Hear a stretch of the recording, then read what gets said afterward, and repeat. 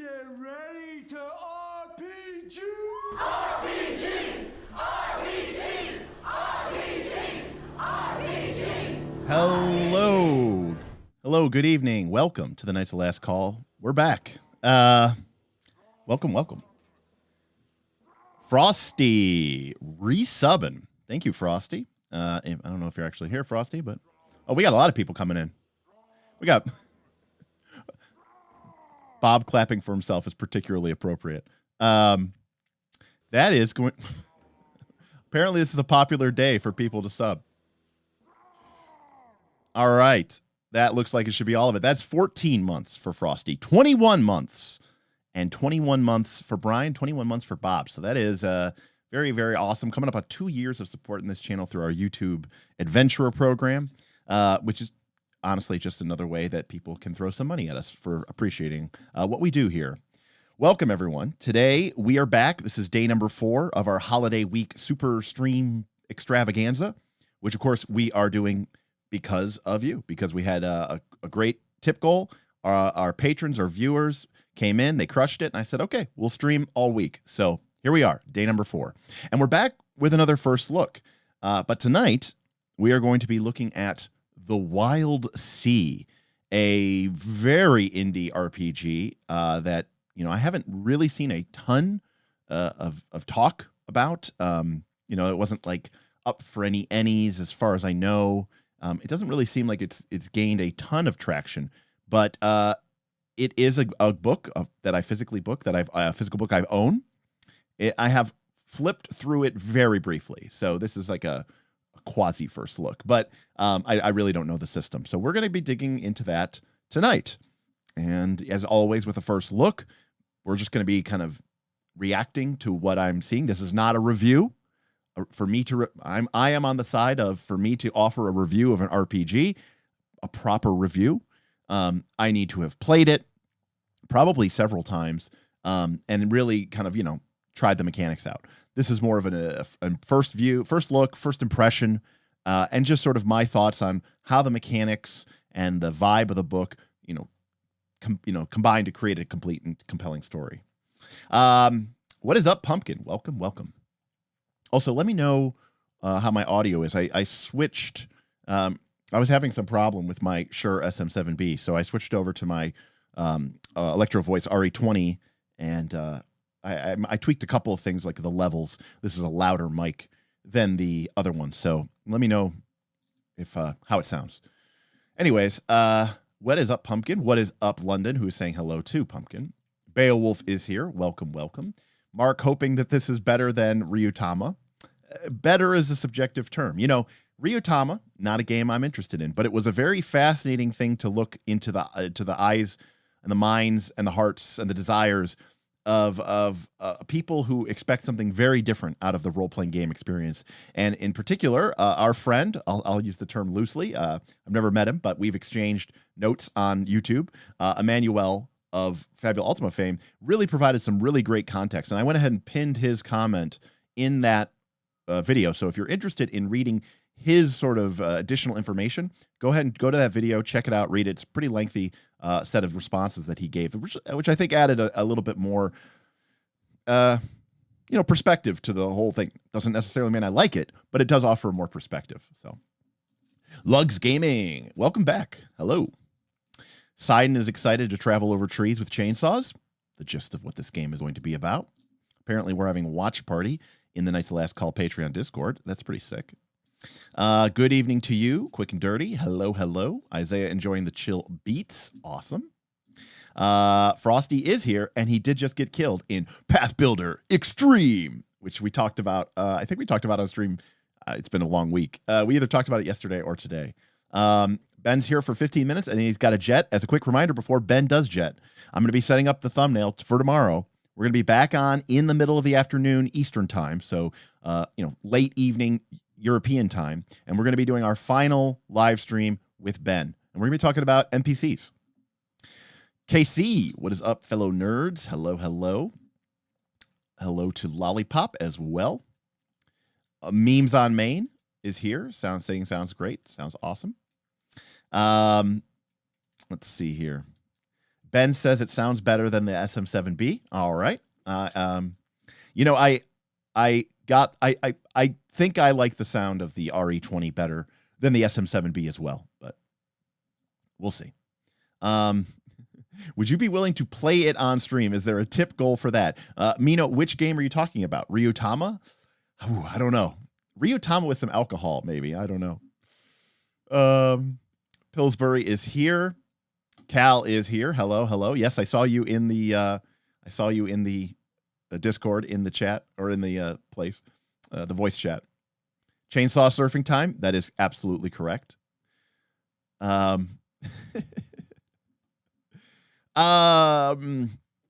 Yes, it depends on depends on how you define a game. Like, for example, Bob thinks Candyland is a good game.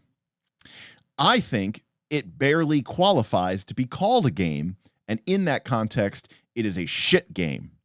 Obviously, Bob and his family enjoy their experience playing Candyland, but I think it is a pointless, horrible waste of time, even for children. So, you know, take what you can. Mina says, okay, now they were talking about the WILDSEA. Mina, I don't know if this is a game that will ever be able to kind of get to the table. I don't know that there's enough of a ground swelling of support for it, but you know what? Stranger things have happened. We did do 6 episodes of Root, so who the hell knows? See, Cav, welcome. Hello and howdy. Ryutama with a lot of alcohol.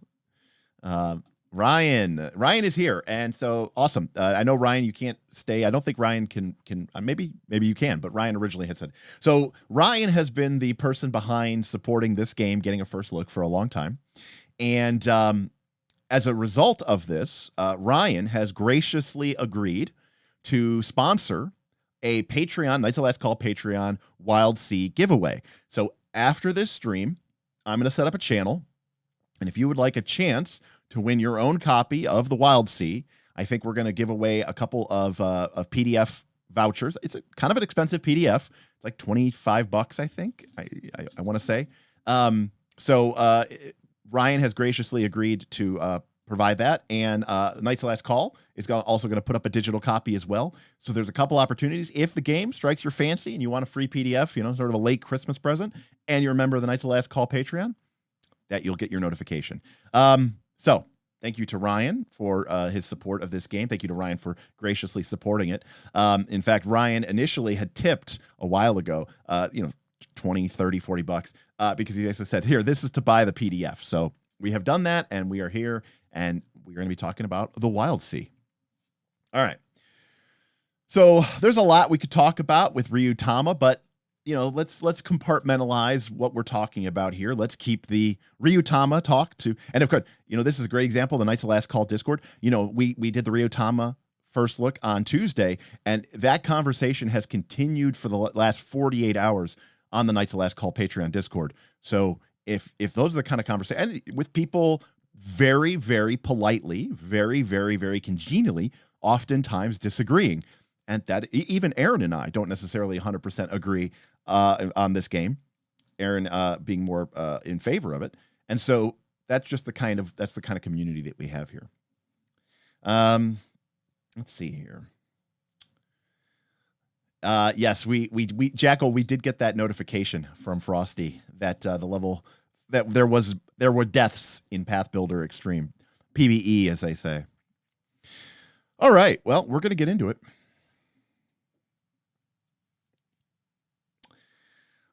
All right. Here we are back with another first look. So this is the WILDSEA. And let me start by saying I don't think I have my book on me. I think it's in my car or in my other room because I was flipping through it just the other day. Just to get a sense of how long it was before I bought the PDF. This is a gorgeous book. It is more of a coffee table book. It's kind of a wide format. It's not a it's not landscape. It's got a very strange form factor to it, but it is definitely not a 8.5 by 11. It is more of a square shaped book. So that is what you're seeing on the screen is definitely a unique, weird look to it. So, and it's just gorgeous. They completely had they went over the top with amazing, beautiful, incredible art that is very evocative of the setting. It has a sort of impressionistic watercolory vibe, which I personally really, really like. So, without going too much into the detail of it, I think that the art for this book and this game is just, even from the cover, is amazing. So here we go. The WILDSEA by Felix Isaacs. This is by Mythiopia Publications. And this is the first edition, which came out in 2022. So this game is only a year old. So again, not that old. All right. So let's talk here there's a lot to talk about here for this game. Obviously, it's a pretty lengthy book. The game comes the PDF, the book comes in at 368 pages. So we are going to get a wide variety of things here. We're going to probably get rules and character creation and GM stuff and maybe some NPCs or some locations. So again, it's a fairly hefty tome. It's not what I would call rules light. Let's take a look here. So first we have an overview, and whether you're browsing a hobby store or convention hall, I bought mine in a convention hall, by the way, scrolling through a PDF, or the proud owner of your very own copy of the book, what you're reading now is the WILDSEA, a tabletop RPG of danger and exploration in an impossibly verdant, weird fantasy world. So an impossibly verdant, weird fantasy world. So that is what they're saying. Let's give you a quick overview. A couple of things here. I've said this before. Like this book is not really seeming to go into the what is an RPG. It's basically saying this is an RPG, but this is what the book is about. So let's read the setting. 300 years ago, the empires of the world were toppled by a wave of fast-growing greenery, a tide of rampant growth spilling from the west. This event, the Verdancy, gave rise to the world you'll explore as you play, a titanic expanse of rustling waves and sturdy boughs known as the WILDSEA. Now, chainsaw-driven ships cut their way across dense treetop waves, their engines powered by oilfruit, rope-golems, honey, and pride. Their crews are a motley humanity's weathered descendants, rubbing shoulders with cactoid gunslingers, animated wrecks, and silk-clothed spider colonies, humanesque slugs with driftwood bones, and other stranger things. Each has a role and a reason to be out on the WILDSEA, and it's their stories, your stories, that this game is designed to tell. So, right off the bat, I gotta say, I love books. I love any RPG that starts off with, hey, real quick, here's what the setting is. Here's what the game is about.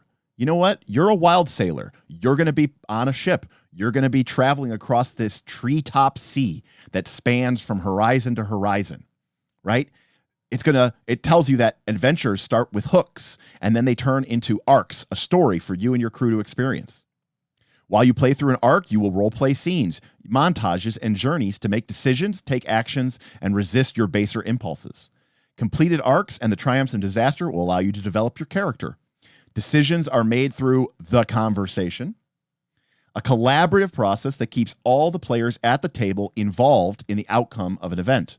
The WILDSEA's GM figure, the Firefly, is there to ask the right questions to keep the conversation flowing, as well as to bring the rules into play when necessary.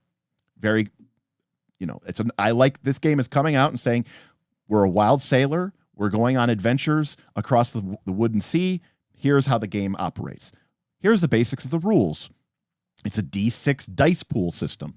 So there's a lot of potential similarities there, but the one that I think we're going to be most familiar with is Blades in the Dark. They're assembled quickly from information on your character sheet and your situation. Dice rolled in this way help direct. This is a great way of phrasing it too here. Dice rolled in this way direct the conversation towards outcomes of triumph, conflict, or disaster, or what we would probably call a hit, a partial hit, and a miss, or a strong beat, a mixed beat, and a down beat. AKA a 10 plus, a 7 to 9, and a 6 minus. Whatever the result, the story moves forward. So we can already see that sort of DNA of Powered by the Apocalypse, Blades in the Dark here. Tracks are used as visual references for many aspects of your characters, your relationships with factions, and developments in the story. Their boxes are clearly marked or cleared by your actions.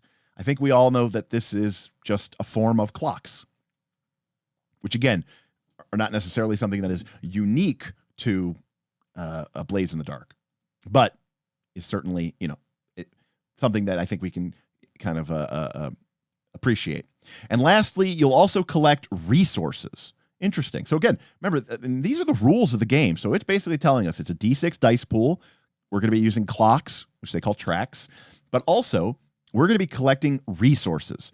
Anything from salvage and charts to living secrets and forbidden spices. These resources are tracked on your character sheet and can be combined or sacrificed for various effects. Their precise uses and qualities are drawn out as your group's own unique version of the Wild Sea develops. Interesting. So, to me, this is sort of speaking to this is a sort of a unique element that we don't usually see in Powered by the Apocalypse or in Blades in the Dark, right? Everything else there is very Blades in the Darky, but this idea of tracking resources. So this is going to be, I think, particularly interesting that we'll have to pay attention to. And to be clear, this is just my brain operating. We're wild sailors, right? We're going from uncharted island to uncharted island. We're scavenging, we're salvaging, we're chasing after trade goods and rumors and secrets. So the fact that is what the game is saying, hey, this is what our game is about. But then to take those concepts and actually put them into the rule set, right? I think system is setting. And so when a game says it is about something, I think it behooves it to make mechanical conceits to that premise. If the game says, oh, it's all about gathering stuff and being a cool pirate, and then the game never really talks about anything about those resources, they don't really matter, then it kind of falls a little flat, All right, we got our influences front and center. We've got Belly of the Beast, a game I've not heard of. I don't know that one. We've got Blades in the Dark front and center. We've got Heart, the City Beneath, another game that Ryan has been trying to get me to do. Heart and Spire are both very similar. And 13th Age to thank the most. Although Pathfinder and Call of Cthulhu should definitely get a shout out here too. As for other sources, Bastion and Sunless Sea helped to shape some of the core ideas behind the world, both through their gameplay and soundtracks. And you certainly wouldn't be reading this now if I never watched Firefly or read China Miéville's Bas-Lag Trilogy in a more meta sense, Reddit's RPG design and RPG communities. Okay. Ben has, of course, Ben knows this. Belly of the Beast is cool. You adventure through a giant monster's carcass. Okay. I mean, hey, like if we're talking about sort of, sea, even though it's trees, sea adventures, I can sort of maybe see where this might become a thing. Lastly, the Wild Sea is designed to be accessible for as many individuals as possible. If for any reason there are certain aspects of the game that are difficult to engage with, we've added a set of seals behind text that focuses on the spiritual, the arconautic or magical, and the technologically advanced. If those are elements you wish to avoid, just watch for the seal. Interesting. Okay, so they're basically calling out that some parts of the game might have a very strong theme, and maybe you don't want that theme to be part of your game, so they're doing their job to call it out. All right, I'll buy that. Okay. So real quick, table of contents. We've got first, this is already something I like. This is just strictly a design layout. So we get setting. And again, this is clearly to me what we would not call a kitchen sink game, right? This game is about being sailors in a kind of quasi post-apocalyptic world. And yes, you're sailing on the tops of tree branches, but the setting is really important here. This to me is like Legend of the Five Rings or a game like that, where these components are all about telling a story in this kind of world. But it's not 150 pages of lore. It is 21 pages to set the setting. But this is what I like next. It doesn't go into character creation. The next thing is mechanics. How does the game function? That is awesome. Because this, remember how I said before, right? That the game is saying, hey, this is what we're about. And then the game is going to tell you, and here is how you play that. So I like that it starts with the setting and then moves into the mechanics. It's a very interesting way of doing that. And I like that it does it before you do your character creation. Then it talks about scenes, montages, and journeys. So I can't help but wonder if, scenes are basically like your standard, every character is involved. You're taking actions, you're talking, basically your standard basic role-playing stuff. Montages are probably for, quickly skirting over certain mundane or boring details. But then journeys in particular get called out here. And there's a good 10 pages of this, and I see all sorts of journey tracks and ship ratings and on the watch and at the helm. So obviously journeys are a big part of this game if it's so mechanically supported. Then we get into the character building elements, character creation, and then we end with bloodlines and origins, which sound kind of like races maybe, and classes. And then posts, which are also, I don't know actually. All right, no, bloodline must be what race you are. Origins is like your background, and then posts must be like your class. All right. Ooh, listen, I've said this before. Wizardiverse is like my favorite game of all time. So, and when I played Travel, when we did Traveler, like the best part was building our ship. So there's a whole section here on building your ship and ship building. That's awesome. I hope that you start with a ship. That feels like it really should be a minimal requirement. I think that's fantastic. Then we get information about the GM, who is called the Firefly here. Hazards, reaches, northern reaches, perhaps. No, and then resources with looks to be some optional rules. All right. Again, I said it before. I'll say it again. I actually really like this art style here. This sort of painterly look to it. I love it. Core concepts. This page highlights the most important aspects of the world. If you have a little more time, the rest of the chapter delves into more detail. Basically, don't give your players 28 pages of lore. Give them this one page, and if they want to read more, they can, but by and large, if they read this, they're pretty good. Okay, so what about the world of WILDSEA?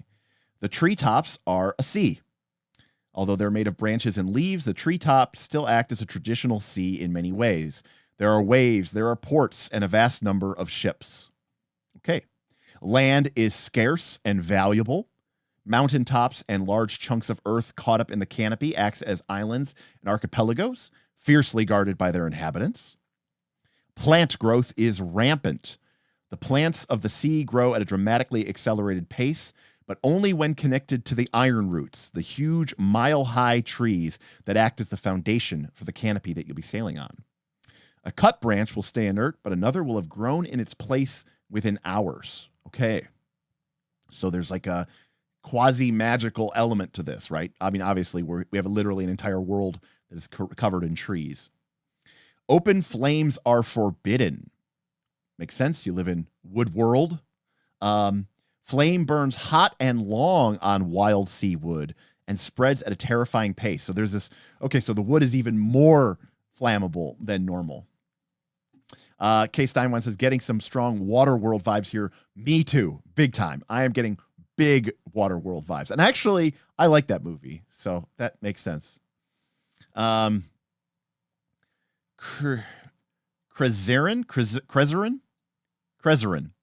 Crezerin corrupts on contact.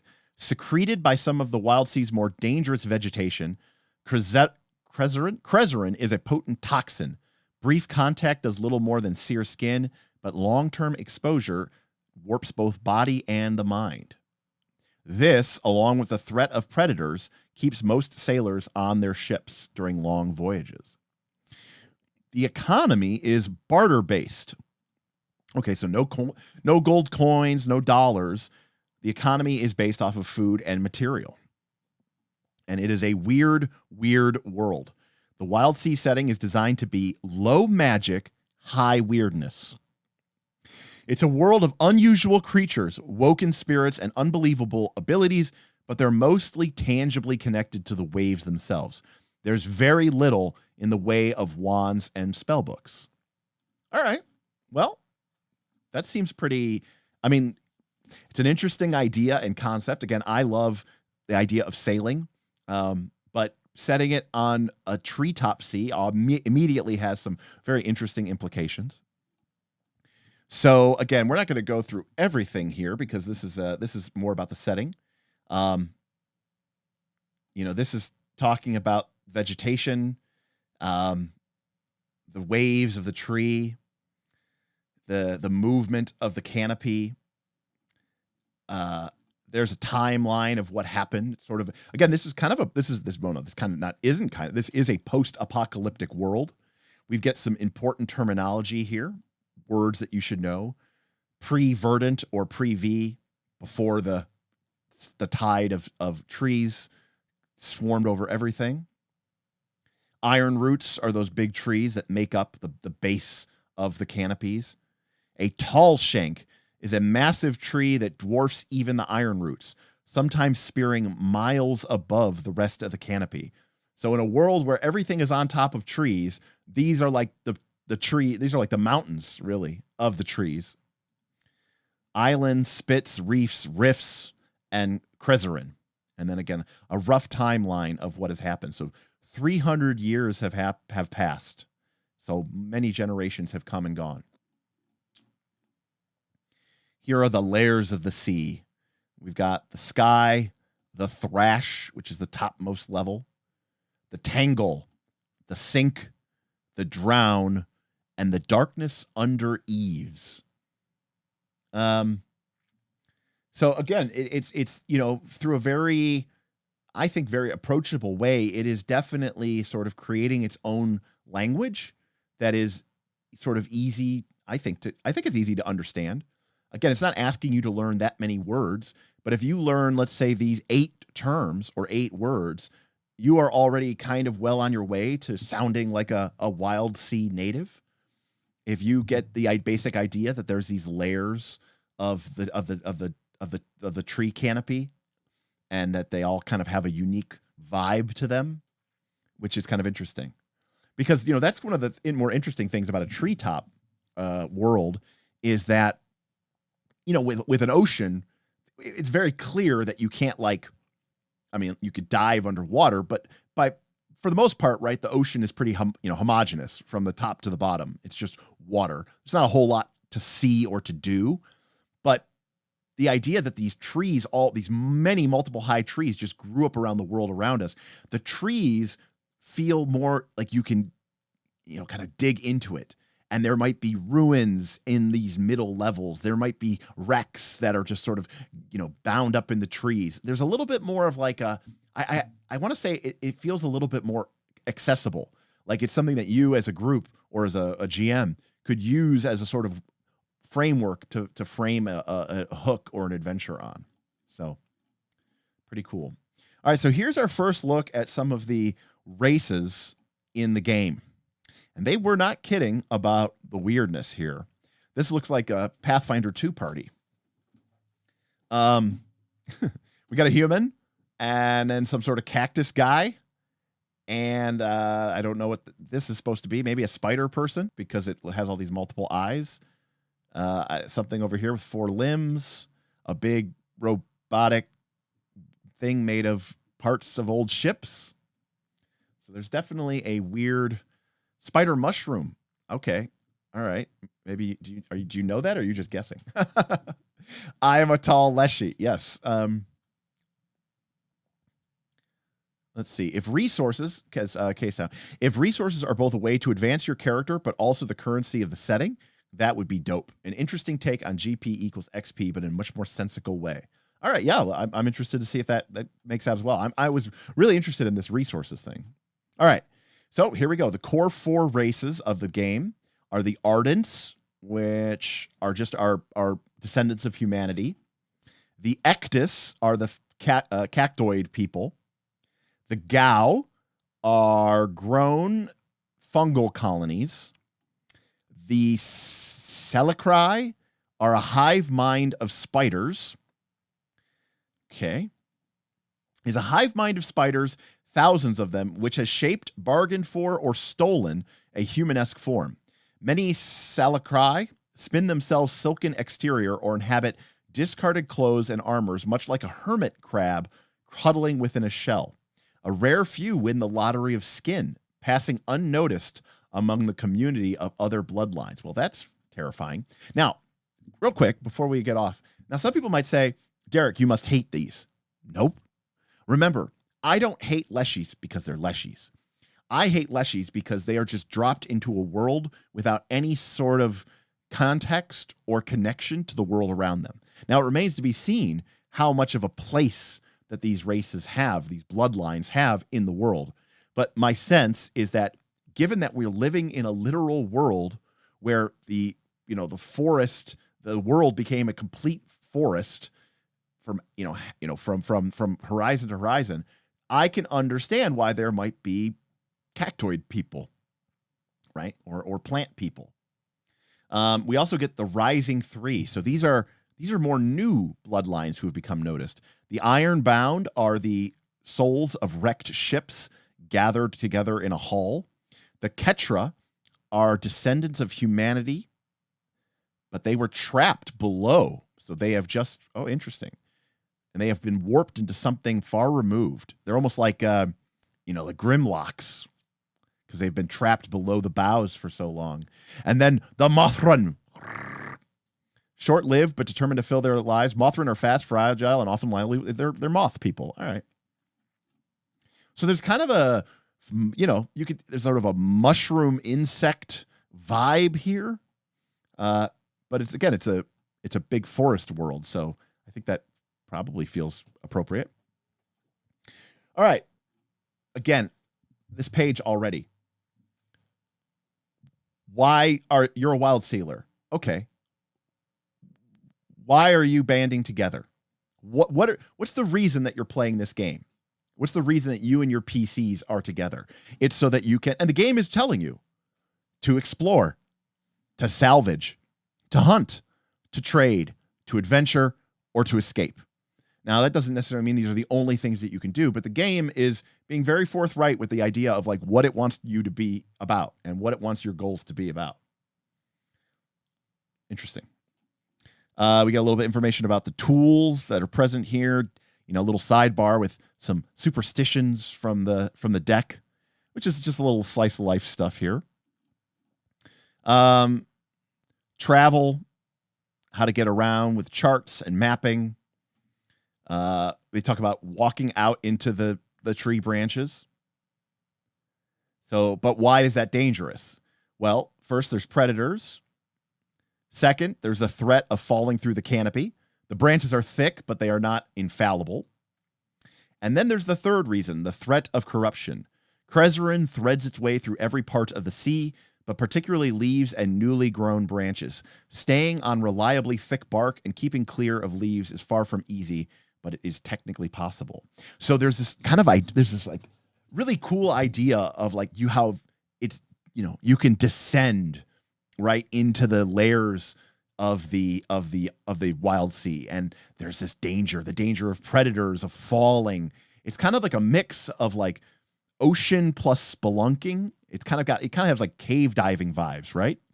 And then it adds in this whole idea of like this corrupting, potentially dangerous physical, but also mental, chemical. It's interesting. All right, sailing. Here we go. Chainsaw ships. All right, I wasn't kidding. Sailing, a curious term for a world with few sails, where most ships, powered by hulking engines, cut through the waterless waves with brute strength, but the old seagoing term sailing has stuck around. All right. So, obviously this is a game about going through the tree branches. And if you can imagine, the tree branches are so thick that the ships can just sit there and not fall through, but you need something, right, to cut through the vegetation, to pull yourself along through the tops of these trees. And what better way to do that than with gigantic, massive spike things that will chew up and eat the vegetation. Look, you either love this or you hate this. I don't personally know how I feel about it, but it is definitely unique, KC says the Ketra give me Morlock vibes from the Time Machine. Yes, that's what I said. Grimlock, KC, but I meant Morlock. You were 100%. That is exactly what I meant. 100%. Beowulf hates it. Just give me magical sailing ships. But this game has said it is low magic, high weird. And you know what? We have a ton of high magic, low weird settings. So I appreciate that they're trying to give us something different here. Don Pokey says, these little lore narrative sidebars between important setting information is very appreciated. It's a more preferable and approachable than the in-character delivery that some RPG offers do. I completely agree with you. Very, very easy to read. Pumpkin loves the ship. Exactly, Ryan. We've seen, we've done Final Fantasy for 50 years, 40 years. Like, we've seen sailing with air and magic, Well, here's the thing. I don't know that this is I don't think this is steampunk, actually. Because remember that the idea is that this is our world, kind of, in a way, 300 years in the future, All right, anyways. So it talks about what you need to sail. Wild sea ships come in a dazzling array of shapes, sizes, and designs. Most things have a few things in common. A hull, an outer deck, inner compartments, a bridge with some kind of steering column, usually isolated from the waves in case the ship has to dive down below the thrash, and a method of propulsion, a combination of engines and bite. The bite is particularly important, an arrangement that cuts or drags or pulls the rest of the vessel through the branches of the tree. Interesting. There are also ships that spurn the usual riding height of the thrash, choosing to travel the depths. So you can have submersibles. And some even brave the winds and storms of the upper air to soar high above the rustling waves. In airships or kite-pulled contraptions, these are even rarer due to the engineering feats. So they do have airships, but it seems kind of, I like that they say that they're very rare because, the whole point here is to sail the sea, So they talk about the dangers. Again, this is all just background and flavor. The weird chemical substance that can, destroy you. Spores, seasons, flora, fauna, cults and cultures, weather and waves, mire. Not all of WildSea's dangers come from without. Mire is insidious, the slow degradation of thoughts and morals and reason that creeps up with you in the untamed places. Oh, okay, so this is basically sounds like this is stress, maybe, or strife, or trauma from Blaze in the Dark. And again, here's just a nice little fun little sidebar, just talking specifically about flame, That's pretty cool. Dr. Metropolis coming in with a $5 super chat. I love that this game is so unique, but I'm struggling to get into the idea that we're stuck in the treetops. We have giant chainsaws, right? Well, Dr. Metropolis, so the part of the setting is that there is this, it's just an unknown force. No one knows how or why it happened, but the world was literally normal. And then in the span of like a year, got completely covered in these multi-mile high trees. If you cut a tree branch, it like regrows within minutes or an hour or so. So there's really no way for you to like make a productive cut into the trees. So I think that's why that they I think they created that, because it's like, well, why wouldn't we just cut all these trees down? Yeah, so I think that's a big part of why they do it. All right, interesting. Okay, yeah, you didn't realize they magically grew back. Yeah, they magically grow back as part of the game, as part of like the world. All right, so then we talk about civilization. We talk about markets and junctions, services. Again, just like fun slice of life stuff here. What people eat, how they cook, delicacies, what the culture is like after the Verdancy. Some sports, technology. In fact, here we go. See, remember how they said that they were going to put these things into these borders? Remember how early in the thing they said that they would call out certain elements? So to Beowulf's point, stone and sweat option. This is the way to do it, people. Technology on the WILDSEA is a fluctuating mess of old and new, traditional and innovative, but it doesn't have to be this way. If your group prefers a setting without the roar of chainsaws and the bursting of chemical compressant, there's always the option to scale back and go for a grittier, sweatier world. Weapons are made of stone or wood, or the rare pieces of salvage metal that can be easily shaped. Ships are sleek-hulled and driven by elaborate sweeping sails. Settlements are smaller, conditions are harsher, and the beasts of the wild far more of a threat. So basically, Dark Sun WILDSEA. So there you go. And they talk about common technology, what's common, what's rare. But I think this is a fun way and a good way to sort of say, but here's different ways that you could do it. Stone and sweat for the win. That's awesome. So GM Scott, yeah, they basically, I kind of skipped over it, but you start with like the canopy, and then you get into the deeper areas. You know, the sink is where wrecks and the wrecks sink down to, the largest creatures rule. Then you go down to the drown. This is the point of no return. The drown is where branches thin and light dies. Only the trunks of the massive iron roots, remember, those are like literally the multi-mile high trees, loom in the darkness, some hundreds of feet across.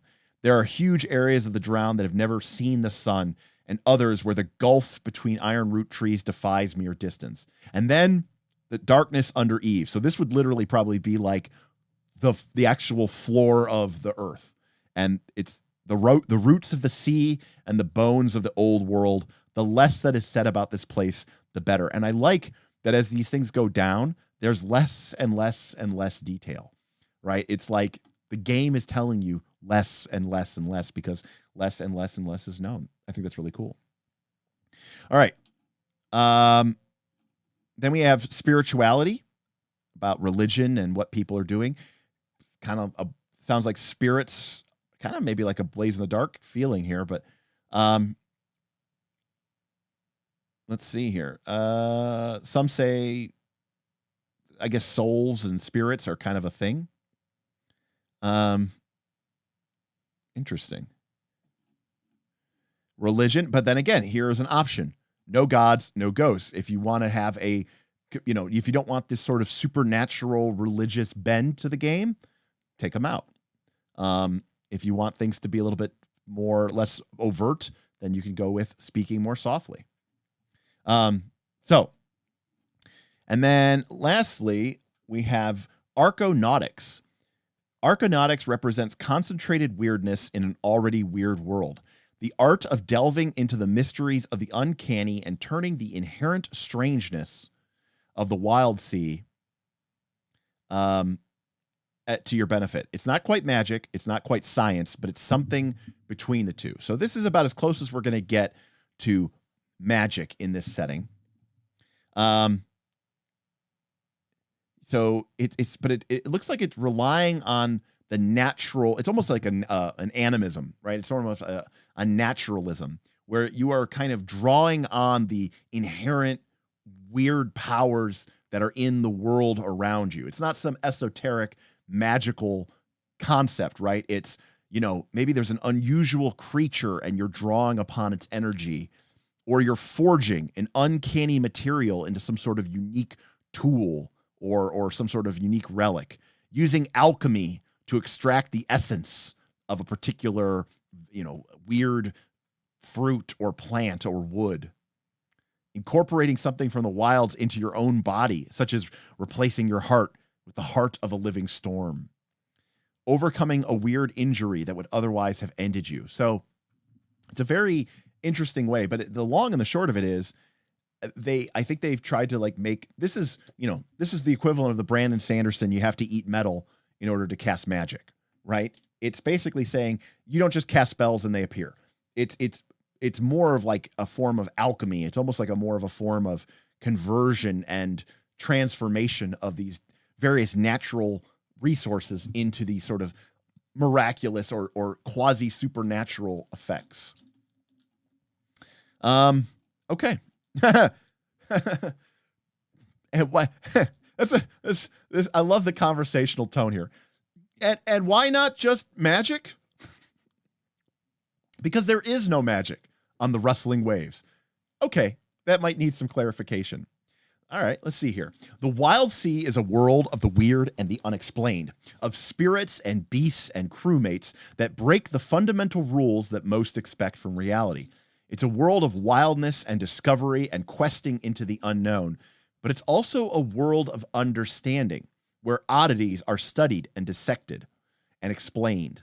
The explanations may be uncanny, but they are understandable. There are no spells to learn in pre-V tomes, no conjuration of matter from empty air. A spectropede may slip into this reality to feed, but it returns to some unfazed plane once it is done. It disappears, but it is still somewhere. Whispers change reality when they're spoken, and some even have wills of their own, but you can catch them in a bottle and study them if you need to. Tempests blast their targets with lightning, but they stole it from a storm, or they generated it biologically. They don't just will it into being. So, again, this is basically, like I was saying, they really wanted to get away from, a lot of times we talk in this world, if magic is free and you could just cast spells, then shouldn't the world be a paradise if we can just snap our fingers and for no cost just make food and stone and stuff appear and cure diseases with a wave of our hand? This is their way, I think, of basically saying this is why we don't choose magic, because we think that magic is, kind of an easy way out and sort of limits the kind of storytelling that we can do here. Very strong Stardust vibes. Absolutely. I love that movie as well. I know it's a comic book, but I love the movie. So then we got some more sidebar options here. So that's it. That's the setting of WILDSEA. And now, after sort of, right, we have an appreciation for how this game is feeling. So now we get into chapter 2, which is the mechanics. All right, so this is the meat and potatoes for me. And again, I love that it goes into the mechanics first rather than character creation. So let's see what we have here. The Wild Words Engine. So they named their rules. The framework of rules for the WILDSEA is provided by the Wild Words Engine. It's low on crunch, focused instead on letting narrative, character, and setting develop during play. But there are a few important rules. That's what this chapter is for. Okay, so first, the Firefly is the GM. Let's see here. They describe situations. They play NPCs. They threaten the crew with monsters and marauders. And they keep the story that you're pushing for running along smoothly. In the WILDSEA, the GM is referred to as Firefly, a guide to the world just as fireflies lead ships to safety. Aw. If your group would prefer a more collaborative experience, the appendix to this book has a section on the Dragonfly rules, a way of playing the game where the duties of the GM are split between everyone at the table. Interesting. Okay. So they're basically saying we kind of have a GM-less version that's called the Dragonfly. A set of dice. We use D6. You'll never be rolling more than 6 dice at a time. And if you're the Firefly, you'll hardly ever need more than 1. You know me, I love games where the GM doesn't have to roll dice. Then we get a character sheet, And then we get a crew sheet. Yeah. We get to have a ship. We got to have a sheet for our ship. A roving home on the waves owned by the entire crew. Sick. That's awesome. All right. Very cool. Ooh, okay. I like when games do this. Here is our character sheet. And they're basically telling us what our character sheet, what do these elements mean? So number one is our quick reference. Apparently, how to play the game is on the character sheet. If we zoom in here a little bit. So remember, this is a dice pool. Okay, this is really Blades in the Dark. Okay. So it looks like we have an edge, and that if we have an edge, that adds a D6 to our pool. And then we choose a skill. It looks like we can have up to 3 ranks in a skill, which is why we can have up to 3d6 added from a skill. And then advantage might be like, if you have the right gear, or maybe you're in an advantage spot, maybe like a devil's bargain type stuff, that can add up to 2 more d6. So that's it. That's how we form our dice pool. And then I'm going to guess this is just like Blades in the Dark, where if we look at the highest die that we rolled. So if we get a 6, we get a triumph. It looks like it's trying to say there, which I'm assuming means full unmitigated success. Just like Blades in the Dark, a 4 or a 5 is a conflict, probably success with a cost. And then if we roll, the highest we roll out of our entire dice pool is a 1, 2, or a 3, then we have met with disaster, which typically means that the GM is going to do something. But this is interesting. This is a new thing here. The twist. If we roll doubles, there's a twist. So that is new. I don't know what that rule is. Edges. These are general areas where your character excels. When you take actions that line up with your edge, you gain an extra D6 on your roll. Okay. Skills. These are more specific areas that you excel in. They are ranked from 1 to 3 and give you dice. Languages. Okay. Wow, there's a lot of I did kind of miss this. Languages. There's a lot of emphasis here on languages. There's a lot of languages on this chat. But they have dots too. The languages a character can speak and understand. Like skills, these are ranked from 1 to 3. The higher the rank, the greater your grasp of the language. Interesting. This is a very strong mechanical focus on languages. I wonder if it matters. We'll find out. 6 over here on the right side. So we have things called aspects. These are the few traits, gear, or companions that make you unique. Far more permanent than resources, these give your character special abilities and act as a measure of their health. Aspects can add advantage dice to certain rolls. So we can see here that there's a kind of a clock. I think they call them tracks.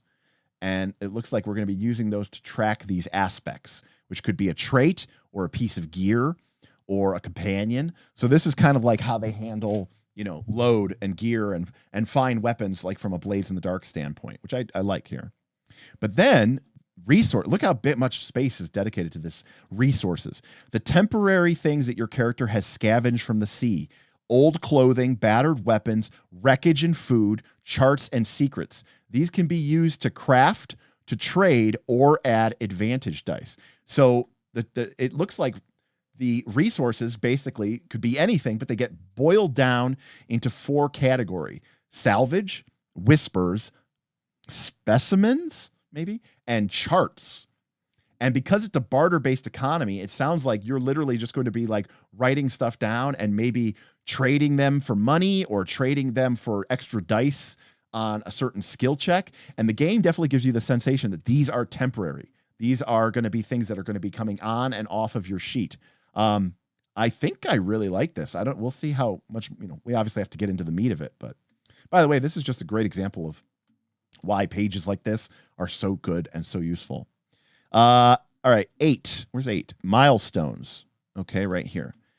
Milestones, a place to keep track of your major and minor milestones. These are used for advancing your character. All right, well, that's not a lot of detail about that, but we track it right there.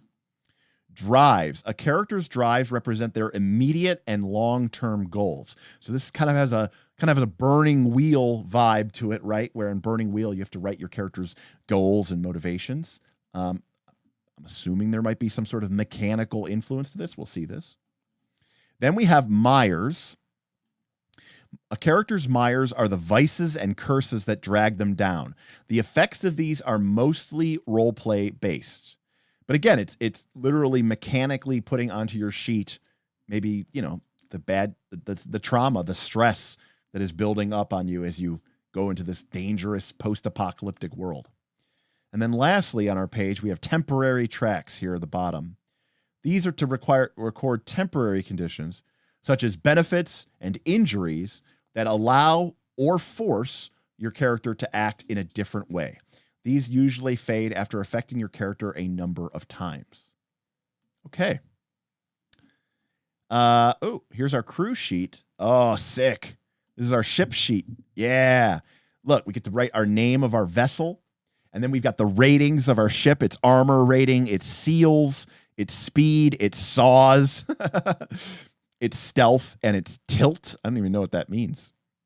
Then we get to put in like what kind of frame it has, its hull, what is it using for an engine, all sorts of like what are the extra things that we have built onto it, what are the fittings, the armaments, space for your crew members, your reputation, extra notes, what's in your cargo hold, right? I mean, if you want a ship game, I mean, this is the stuff that you want. You want this stuff in a ship game, Stealth. A giant double chainsaw ship has a stealth rating. Oh, maybe it's a quiet chainsaw. Let's see here.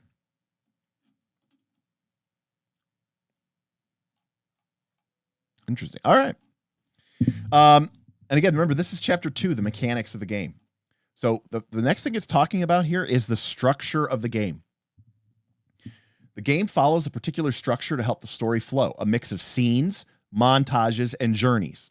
All right. So, we've talked about this in Legend of the Five Rings. Legend of the Five Rings has conflict scenes, narrative scenes, and then it has downtime scenes. In Pathfinder 2nd Edition, we have encounter mode, exploration mode, downtime mode. So this is this game's version of that. We've got scenes, montages, and journeys. Scenes is where you'll spend most of your time. Short bursts of action, exploration, and discovery. So that is a scene. When we're doing something that's action, exploration, or discovery based, that give you a chance to develop the narrative and roleplay your character. Scenes are mostly like a conversation. So basic kind of PBTA type language, right? But note, it doesn't look like any of these is initiative based, right? So the most, it's more like a Powered by the Apocalypse game where we might zoom in on a scene, but it's still going to just be a back and forth conversation, right? It doesn't look like there's a round robin, conflict mode, encounter mode. All right, so basically in a scene, we're going to be having a conversation with every player at the table, with the Firefly, that's the GM, breaking in to ask questions and enforce rules when necessary.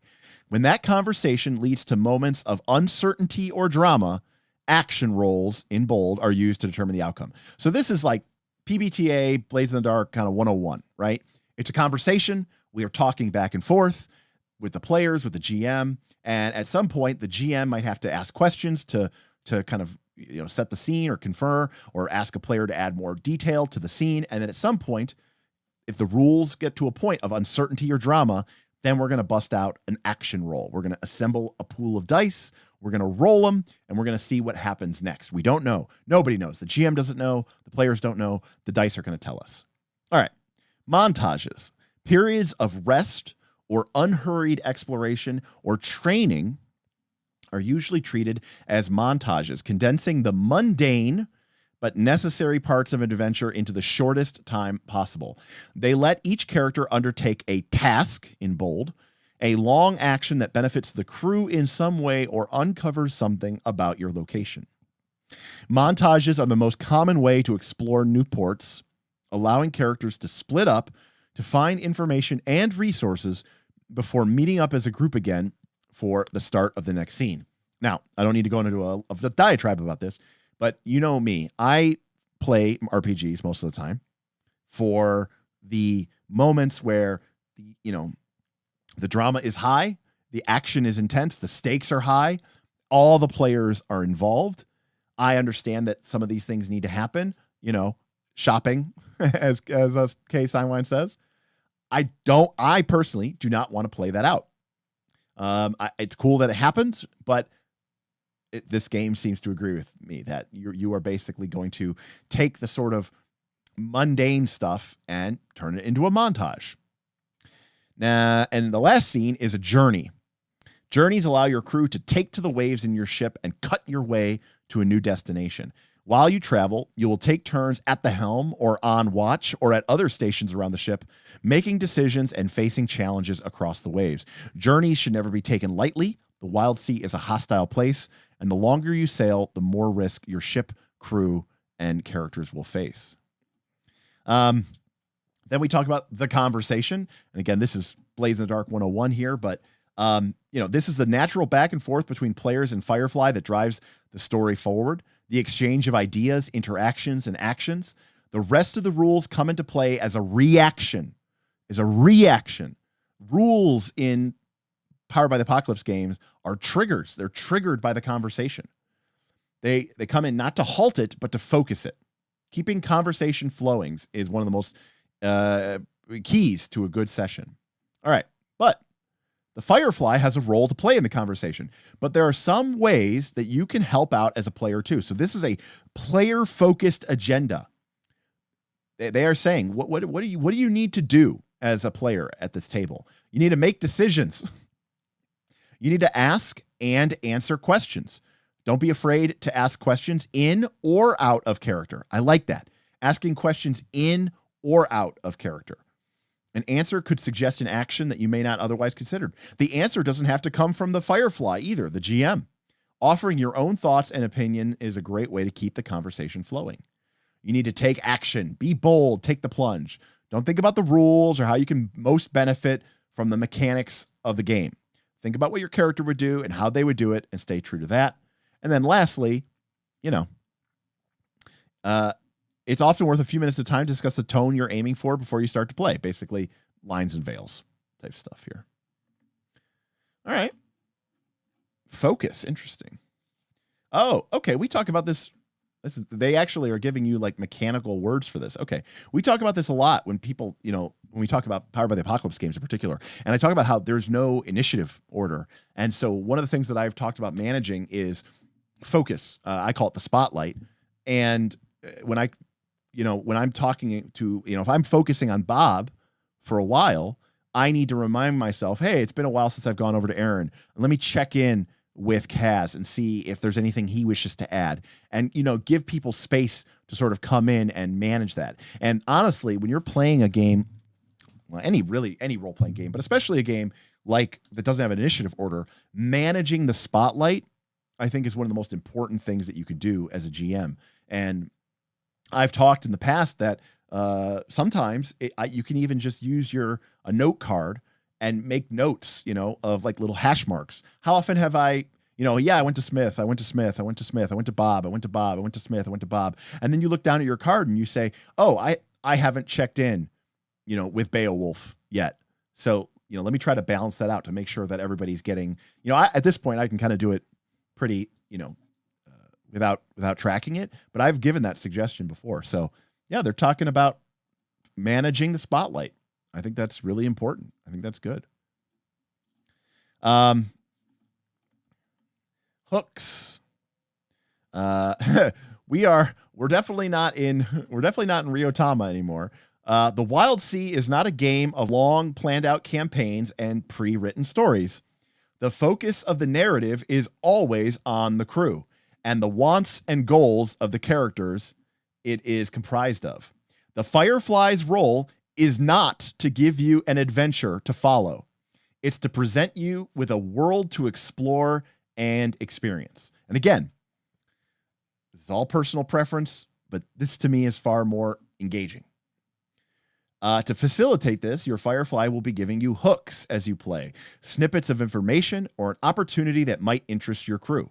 It's up to you as a group to decide what hooks sound appealing to you, which you will engage with, and whether you want to explore them immediately or put them on a back burner and come back to them. And this is true whether you're playing Blades in the Dark or whether you're playing a sandbox style D&D game. You know, the key to D&D, making D&D fun, to me, in my opinion, is saying, hey, look, players, there's a bunch of stuff out here. You hear rumors of an old dwarven ruin, and one group of adventurers claims that they found chests of gold still undisturbed. Oh, but you also hear that rumors of were-rats in the sewers beneath the city, and that the mayor is offering 1,000 gold to anyone who can drive them out. Oh, but at the same time, you also hear rumors that an orcish army is beginning to gather in the north, and that homesteads and farms are being burned. And you just put those 3 hooks out there. You put those 3 fronts out there, and then you see what the players are interested in. They might be interested in one, they might not be interested in another, and then the world sort of spins off from their decisions and their, what they choose to engage with and what they choose not to engage with. And then every so often, based on their actions, or maybe based off of a random table, or maybe based off of just some fun idea that you have as a GM, you put another hook out there. But the key between a hook, okay, and a spear is, a hook is passive. You're just putting it out there, maybe with a nice juicy piece of bait. But ultimately, it is up to the players about whether or not they want to, bite on that hook. Whereas, the spear technique is more like, I am taking the players, or the net, I am spearing them and taking them away. Anyways. So very cool. It's interesting that this is in the mechanics of the game. I imagine this is the thing that a player would be reading. Arcs. Let's see here. These are the big, important stories that define your campaign. They're driven by the opinions and actions of the crew. They still need minimum planning and minimum preparation from the Firefly, but they should still be something interesting that at capacity. I'm trying to remember what this is here. Oh, okay, I got it. So this is basically the idea of like, just because you're not planning out every single adventure, you may still have an idea of what your game is going to be about. For example, maybe you're playing with an exact arc in mind, such as a game where wandering musicians compete in multiple Battle of the Band style performances at different ports around the wilds. And I know what you're thinking, Derek, don't you hate this? No, I don't hate the idea of people having battles of the bands across the area. Why? Because this isn't a, grim, dark dungeon crawler, save the world type game. It's, something a little bit more like a modern game. In fact, when we played our Scum and Villainy game, which was, sci-fi, kind of a Firefly-esque sci-fi. The party's goal, it was basically the entire campaign became Fast and the Furious. The party's goal was to kind of do these illegal or semi-legal jobs to earn enough credits so that they could kit out their ship to be the fastest hunk of junk in the galaxy, a la the Millennium Falcon, and then they could win this once every 10, 20 years inter-system galactic mega race. No holds barred, street racing, winner take all race. And they wanted to win the race. So they were going around, getting tangled up in, gang warfare and imperial issues and their own problems and theft and all because they wanted to race and needed cred in order to pay for it. That was the whole premise of our sci-fi game. It wasn't this epic space opera story. It was basically Fast and the Furious. So interesting. So you might have an idea going in, or the theme or the arc of your campaign might emerge as you come through it. All right, tracks. All right, this is a string of boxes or circles that is filled or marked to measure progress. Okay, so this is basically a clock. They are a visual reminder as to what your character could or should be doing in a particular situation. And I've said this before, where my Blades in the Dark games take care of themselves because I just put the clocks onto note cards. I put them out in front of the party. And then when the party sits down at the front of the session, they kind of look at all the clocks. Some of them are good clocks. Some of them are bad clocks. Some of them are neutral clocks. Some of them are ticking up. Some of them are moving nowhere. And it's up to the group to say, hey, we need to deal with that before it becomes a problem. Or I'd really like to finish this off. Can we go focus on that? Or we're running low of supplies to make ghost drugs. We need to do another, heist to steal spiritual essences so that we can keep growing our drug empire. That was my last Blaze in the Dark campaign. And clocks as a GM, I'm not doing anything. The clocks do all the work. So, these are basically clocks. Except they put them in a straight line, which I don't hate. I think that's fine. It's actually maybe a little bit easier to draw. It talks about naming them, about why you would mark them, maybe because time passed, or because somebody took an action, or a decision was made, or because you used a resource, or because events in the wider world happened. So I like that. Just simple. Okay. Oh, okay. We got a little bit more information here. So marks aren't always permanent. Sometimes an event will clear a box. Just like clocks, you can tick them and you can untick them. Okay. Burn. Okay. So now this is a little bit of new tech. A burn is a special kind of mark that cannot be cleared without expending considerable extra effort. Represent it by putting a cross when a box is burned rather than the usual line. Burn is usually the result of a serious event or complication with lasting consequences. Interesting. Okay. So now we have this idea of, a bite from a Leviathan might burn boxes on the ship's armor track rather than mark them, showing structural damage that's difficult to repair. Maybe it's like, this is something you're going to have to, be at a city or a port to get repaired because you can't just fix it while you're out on the waves. Interesting. Impact. So this is just like Blaze in the Dark. If you're familiar with Blaze in the Dark, if something has limited effect, usually you tick 1 segment on a clock. If something has standard effect, you mark 2 segments. If something has great effect, you mark 3 segments. And similarly, this game has the same idea. Oh, so you can have normal, high, and massive just fills them all in. Interesting. Basically, like if somebody does something and you're like, well, that would just solve the problem. This is the game giving you the mechanical leverage to just say that was so effective that the entire the entire clock or track is just full. So it talks about open, hidden, and secret. Most tracks are open. Everyone at the table can see how many boxes they have and when they're being marked. This gives a good sense of how much progress. Some tracks are hidden. You know they exist, but you do not know how long they are, and you don't know how many you've marked them.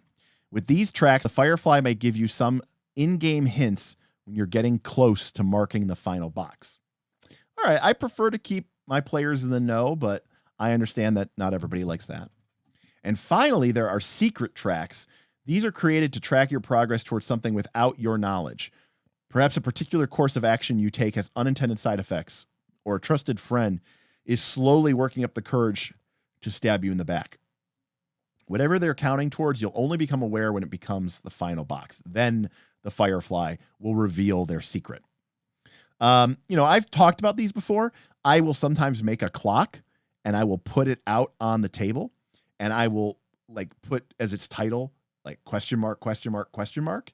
And I'll have 8 segments and the players don't know what it is.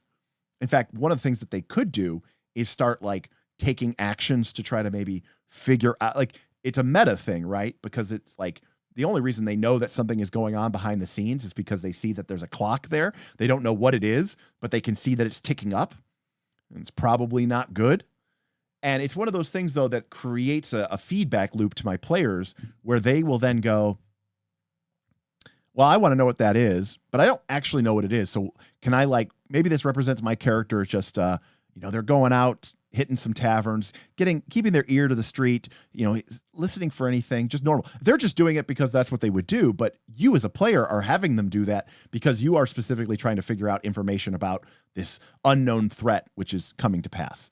And I've had that work really, really, really well. Track breaks. Oh, okay. So this is basically just instead of using 3 tracks that are separate, you just combine them into one track. and you kind of separate them to sort of, this is almost like with fronts and how there's these different grim portents as you move through a front. So it's kind of like an opportunity to say like, it's one concept, but it's like escalating or shifting as you move down the track. These extra lines on the track that show when something major is about to change. Track breaks aren't just a great way to save space. They're a reminder that certain events should shift and change as they progress. Evolving situations help keep the narrative moving and prevent longer scenes and journeys from getting stale. So this is, think like phases, right? Boss monster phases, right? If you were just to fight the same boss monster for 3 hours, it might get pretty boring. But if the boss monster goes through different phases, it makes it a little bit more fresh and feral. So this is kind of like phases. And again, just love the way that they just put this stuff over here, All right. Let us talk about actions. All right, this is the core of the game right here, folks. When your character does something during the game, it's referred to as an action. Usually performing an action is easy as stating your intention. I want to open that door. I draw my pistol. Let's see what the bastard has to say for himself. Most actions are entirely freeform. If it feels right for the situation and you think your character has a chance of pulling it off, you should go for it. In other words, fiction first. To do it, do it. Sometimes the action you want to attempt will be difficult, dangerous, or dramatic. I love that. 3Ds.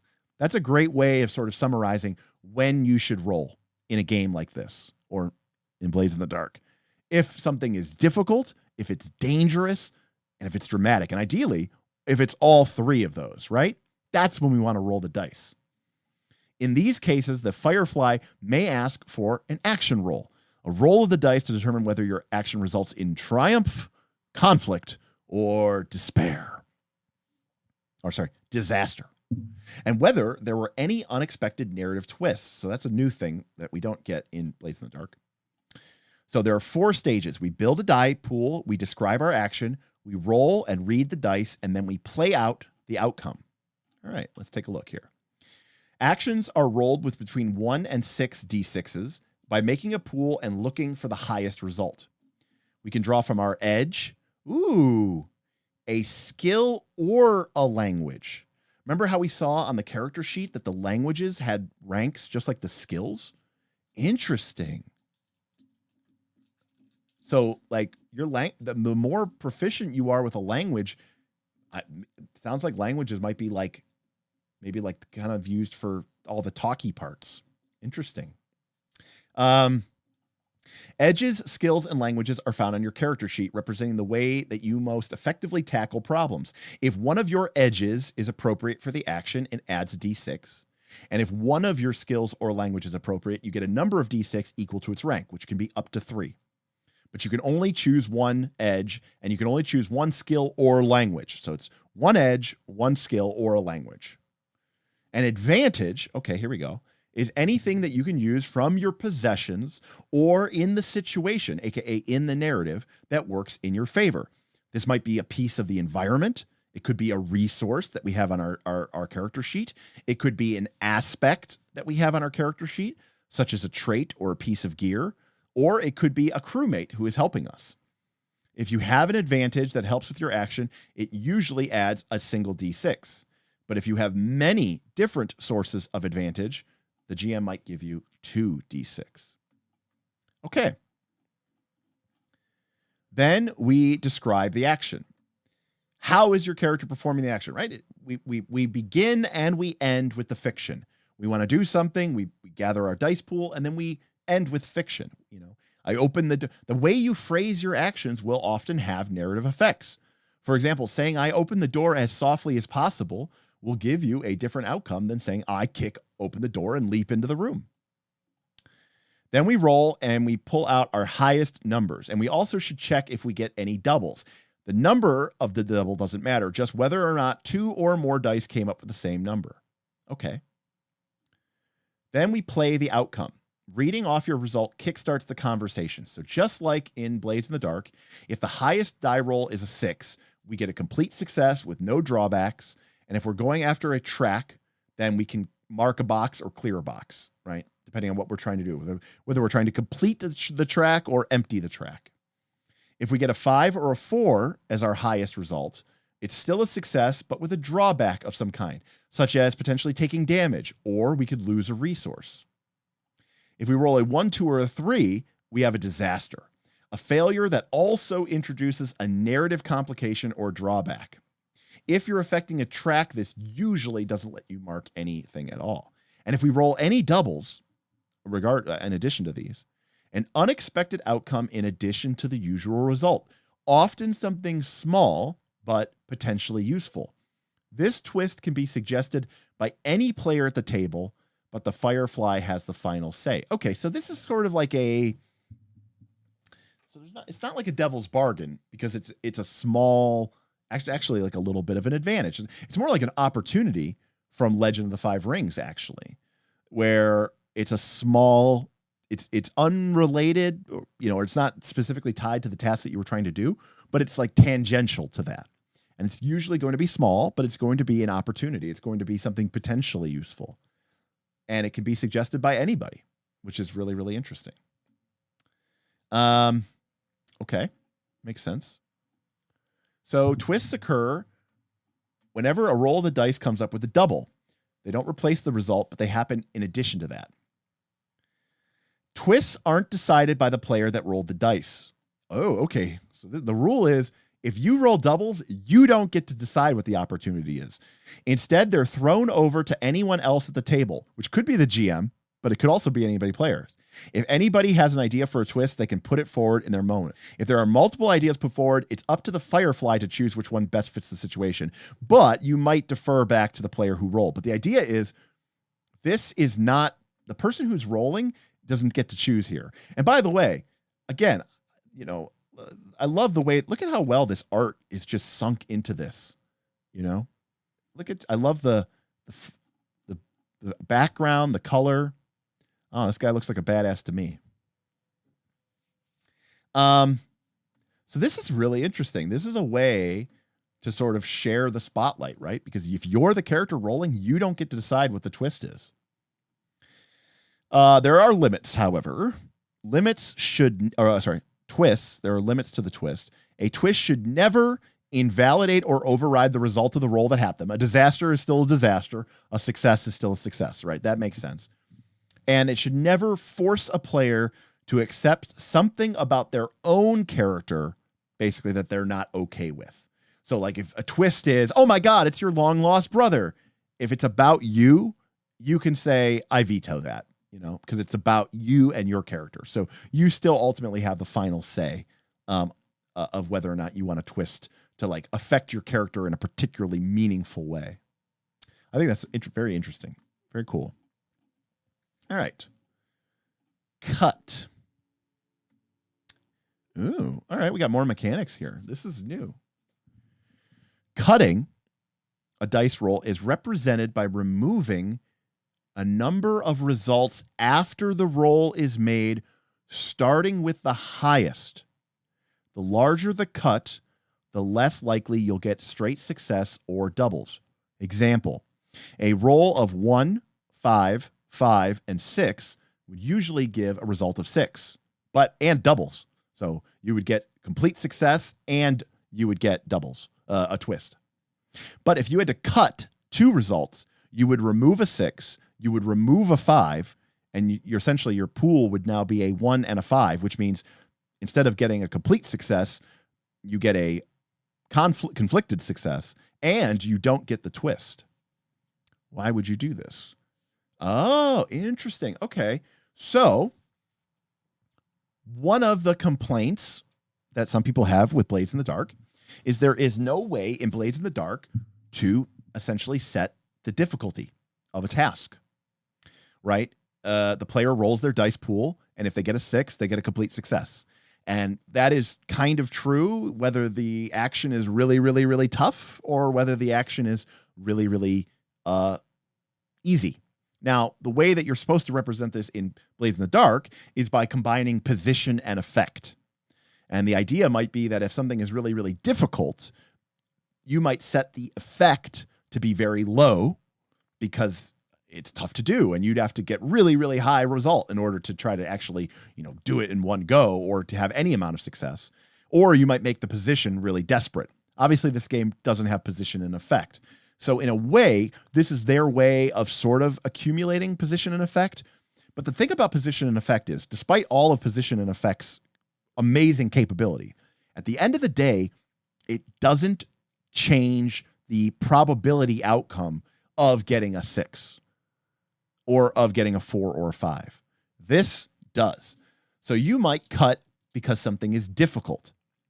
If the action that you are attempting is particularly unlikely to succeed, the GM will ask you to cut for difficulty.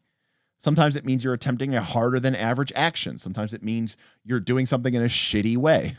The Firefly will usually warn you of a cut as you describe your approach. In other words, this is how the GM can take the narrative elements of the player's ideas and basically punish them or reward them.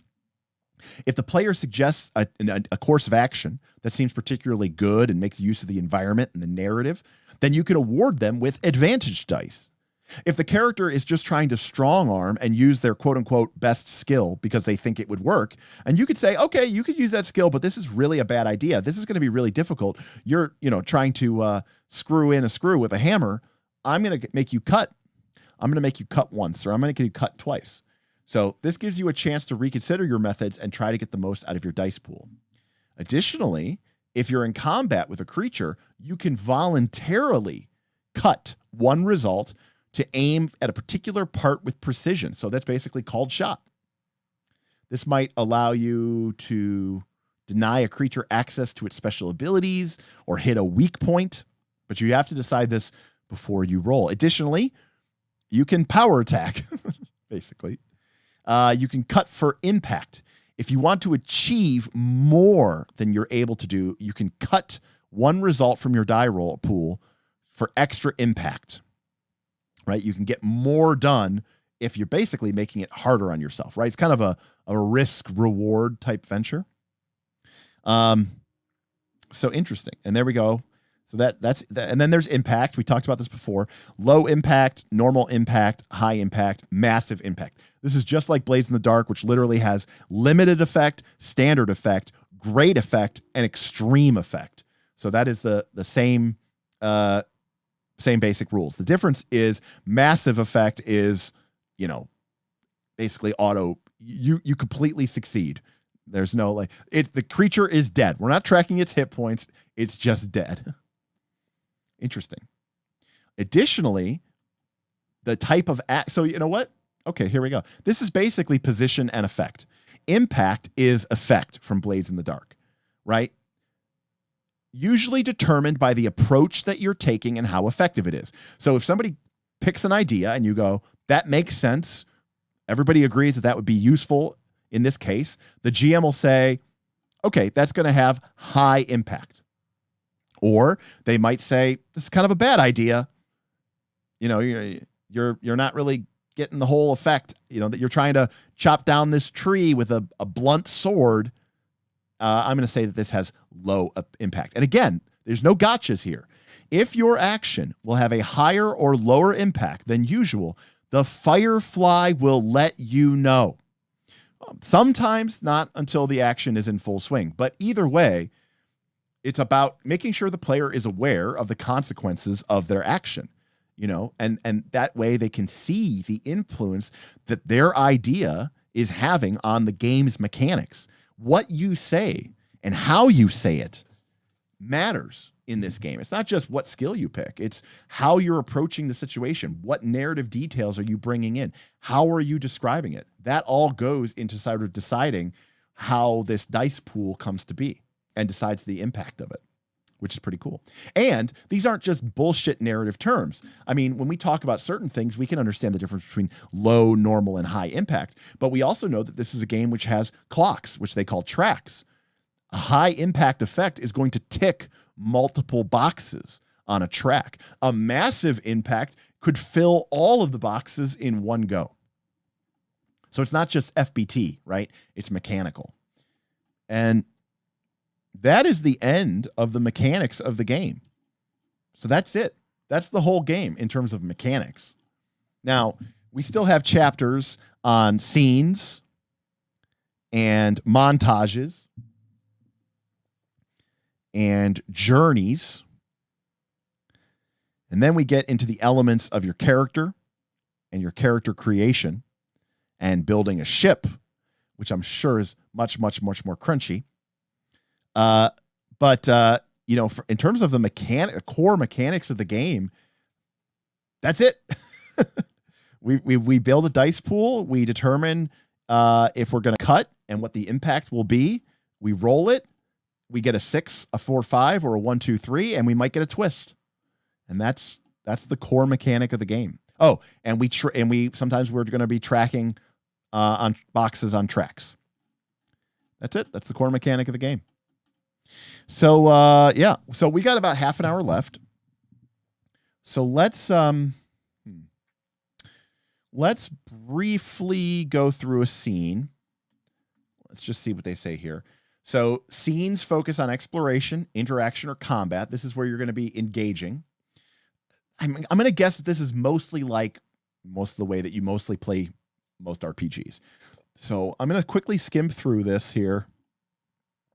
So this talks about what exploration scene would be like, how to deal with theater of the mind and negotiating terrain.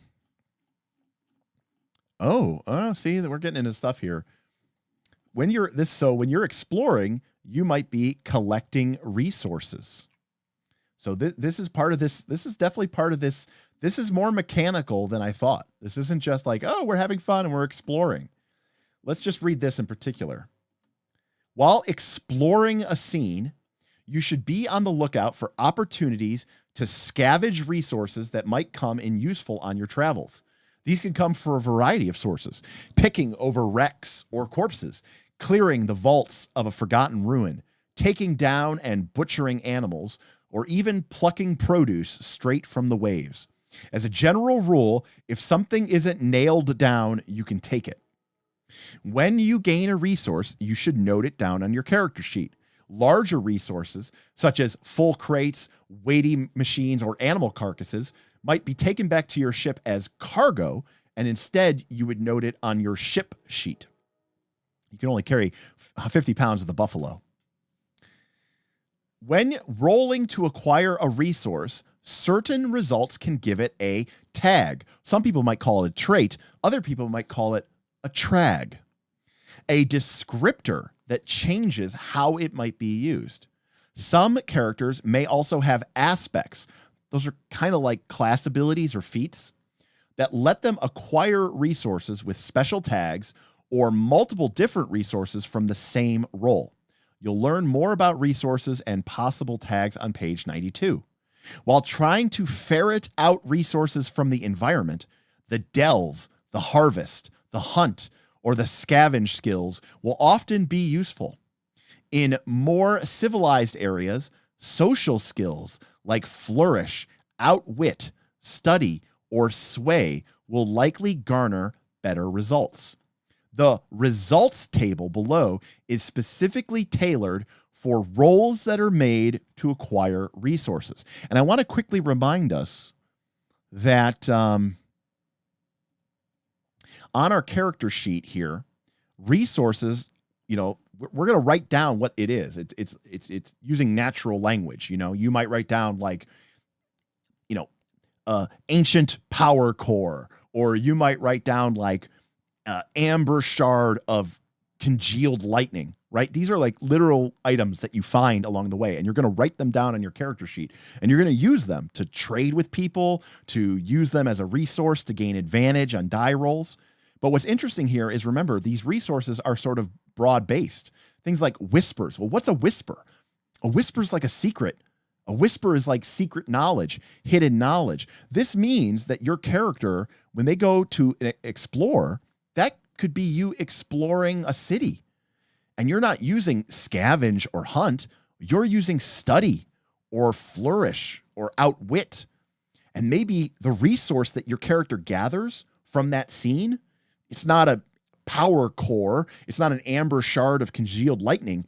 It's, the secret, the handshake of the cult of Urdo, right? Or it might be a secret like the hidden path to the Tanglewood. You know, like it could be, resources can be almost an abstract concept. Knowledge can be a form of resource. This is a very interesting idea.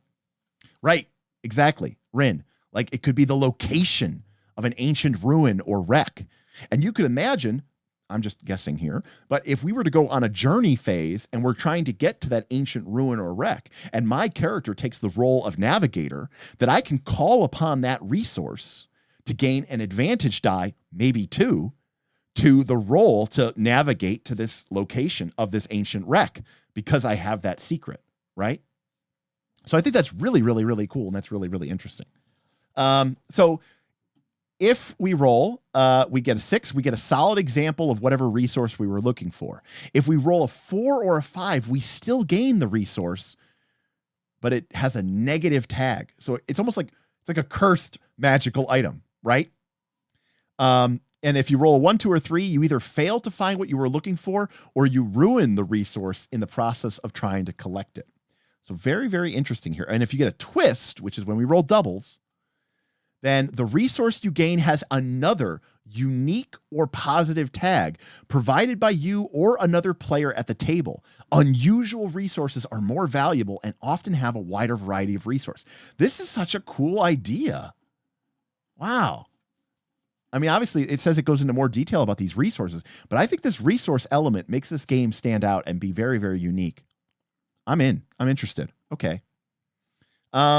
Again, we don't have time to go through every single thing here, but I was thinking we were just going to quickly skip through this, but this is so fascinating. All right. Let's see what we got here. By the way, I do want to take a quick note and say that I'm very thankful to everybody who's come out and supported us this week. I know this is day 4 of 5 of live streaming, and I want to thank everybody. We hit our tip goal for the week. We hit that yesterday, I want to thank everybody who's donated. Some of you have donated multiple times. The Patreon is really thriving. We were just taking a look at that, and we grew by about 100 members this year, which is just absolutely huge, from 250 patrons to around 350 patrons. Just such an incredible outpouring of support from the community. And I really, really want to thank everybody for that. In particular, I kind of threw the super chat goal there as sort of a nudge, nudge, wink, wink. Appreciate you focusing on TTRPGs. This channel this year, one could say to its detriment, I'm not a news organization. I'm focusing on what I know. And what I know is RPGs. What I know are the RPGs that I play. What I know is the hobby of role-playing games. So I'm able to offer unique, hopefully useful perspectives on new games, new to me, maybe brand new. And so, that isn't always the most popular thing, but it is what this channel is about, for better or for worse. And I like to think that one of the reasons why we have such an incredibly supportive community is because of the fact that, we only focus on what we know. So, it's my way of basically saying thank you for sticking with us, with me, and, being interested in the same role-playing games that I'm interested in. And, I know that there are easier, better ways that I could go and get more views, and I could go and get more stuff if I talked about certain topics and, made certain types of videos. But quite frankly, that's not what interests me. And hopefully, that's not what interests you. So, okay. So this is all about what kind of stuff you might find if you're out in the wrecks or the ruins or the reefs of the wild sea, the corpses or remains of other people, the spits of and settlements of civilization. You might have a companion with you, like an animal companion that could give you an advantage while you're exploring. This is all about interacting with NPCs. There's factions. This has got faction systems. Holy shit. Trading. Again, remember, this is a barter-based economy. Wow, very, very cool. Let's see. And then we have combat. Let's see here. Golden rules of combat. You don't need a weapon to enter the fray. Use your fists, your resources, the environment around you. Anything's a weapon if you try hard enough, and the damage rules reflect that. You don't need combat skills to help your crew. Focus is fluid and still determined by the narrative. Focus, remember, focus is the spotlight.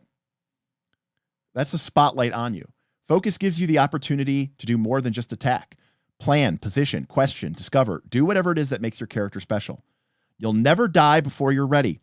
Damage may mount up. Injuries may compound. But death on the wild sea is a narrative event, not a mechanical one. If it's not your time yet, you'll always pull through. Boom. This was a question I had going in here. What are the death rules? There they are. If it's the right time, if you and your group and your GM think that this is a cool moment and the right moment for your character to go out, they do. Otherwise, it's not time. Okay. So then they're talking about combat and how you're floating and fighting. Oh, look at this. Oh, this is great. This is exactly what I was talking about earlier and what I do. This is a focus tracker. Again, I called it the spotlight tracker, but you're noting how often a player has taken an action or okay. Oh, I like this. This is better than what I usually can give advice for. I like that they're talking about the difference between an action versus a reaction, Like sometimes I might go to a player. Heyo, Scott P. Scott P tipped $10. There was a Kickstarter earlier this year for an expansion to WILDSEA called Storm and en route focuses on the skies above the WILDSEA and how one might get there, and the deeper reaches of the under canopy, the sink and the drown. Very cool. Yeah, that's a great way to expand this game, right? Up and down. That's very interesting. I did not know that, and I'd be interested to take a look at it. I actually have some thoughts that I'll give at the end of this game, but thank you, Scott P., for that tip and for that knowledge. So there you go. Apparently, there's already an expansion book out for this. So yeah, this is great. This is great. This is great advice if you're running any Powered by the Apocalypse or Blades in the Dark about how to manage that spotlight, especially when you get into combat. I've said this before. Even Dungeon World can be kind of tough sometimes. That I've done it for a long time, so I feel very comfortable at it. But it can be very difficult to manage the spotlight when you don't have an initiative order. All right. Well, I'm going to skip over a little bit of the stuff here for combat and the different damage types. Yeah. So we've got montages, which probably are like you take a task and you roll, and we just move on to the next thing. Yeah. So you might acquire resources. You might recover your damage. You might repair. You might relax. You might heal your body. You might create stuff. So we've definitely got shades of Blades in the Dark downtime here, right? Heal, gather long-term projects, acquire assets, right? These are all things that Blades in the Dark does in long-term planning. We can cook. We can concoct. We can craft. Oh, that's different. So this is creating stuff, and this is actual projects. So this is writing a book, a complex machine, learning a language. Which takes time and roles and resources. Very, very cool. So montages are very much, in my opinion, very much like the Blades in the Dark downtime. It sounds like it's not quite as procedural as Blades in the Dark, right? Blades in the Dark definitely has that circular sort of, you go on the score, and then you have the payoff and the heat, and then you go into the downtime, and then you go back to free play until you go to a score, and then you have the heat and the payoff, and then you have the downtime, and then you have the free play, and then you're back to the score. This doesn't seem to have that sort of thing. So I'd be interested to dig more into the detail for this, but it seems like it's fairly straightforward. And then we can journey, and we cross the waves. So this sounds like it's a little bit more procedural, right? Because there's a sequence of play. So this sounds like this is much more, kind of like like the heat and payoff rules, right? When we're traveling, maybe it's a little bit more mechanical. So we have a departure. This is where we pick our crew, our cargo, our passenger. We choose where on the ship we will station ourselves for the journey. Then we make progress and we have encounters, and then we arrive. So yeah, so this is look at that bad boy, huh? Look at that thing. That's awesome. So yeah, but yeah, so this is all about the ship, and look, if you're going to go through the trouble of having this ship and sailing on the sea, then I think it behooves you to have a robust mechanical support for that. So yeah, like this is all about what happens to your ship, and does it take damage? Does your cargo get damaged as you're going through this whole thing? You have to prepare, and I don't need to tell you that, like, this is a dangerous world. I mean, traveling the sea in any concept would be very dangerous, but this is literally the crazy poison-filled wild sea. So there's always going to be a bit of apprehension before you go on a journey and travel somewhere in your ship. And I could easily see a group just absolutely getting really into the fun of, what crew do we want to take on this? What do we want to bring on? Extra officers, extra crew hands? Do we want to take passengers? What cargo should we ship? Right? It's kind of like that accounting aspect that I think if you're into this, you're into this. I think it's really fun. Planning the route that you're going to take. I think that's interesting. Then we go out there and we make, we could be at the helm. So someone has to be at the helm and someone has to be on watch.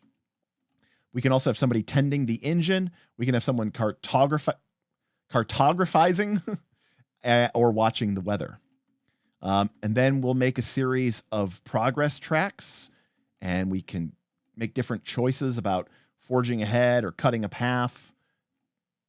Wow. All right. So there's a lot of mechanics to this journey's progress.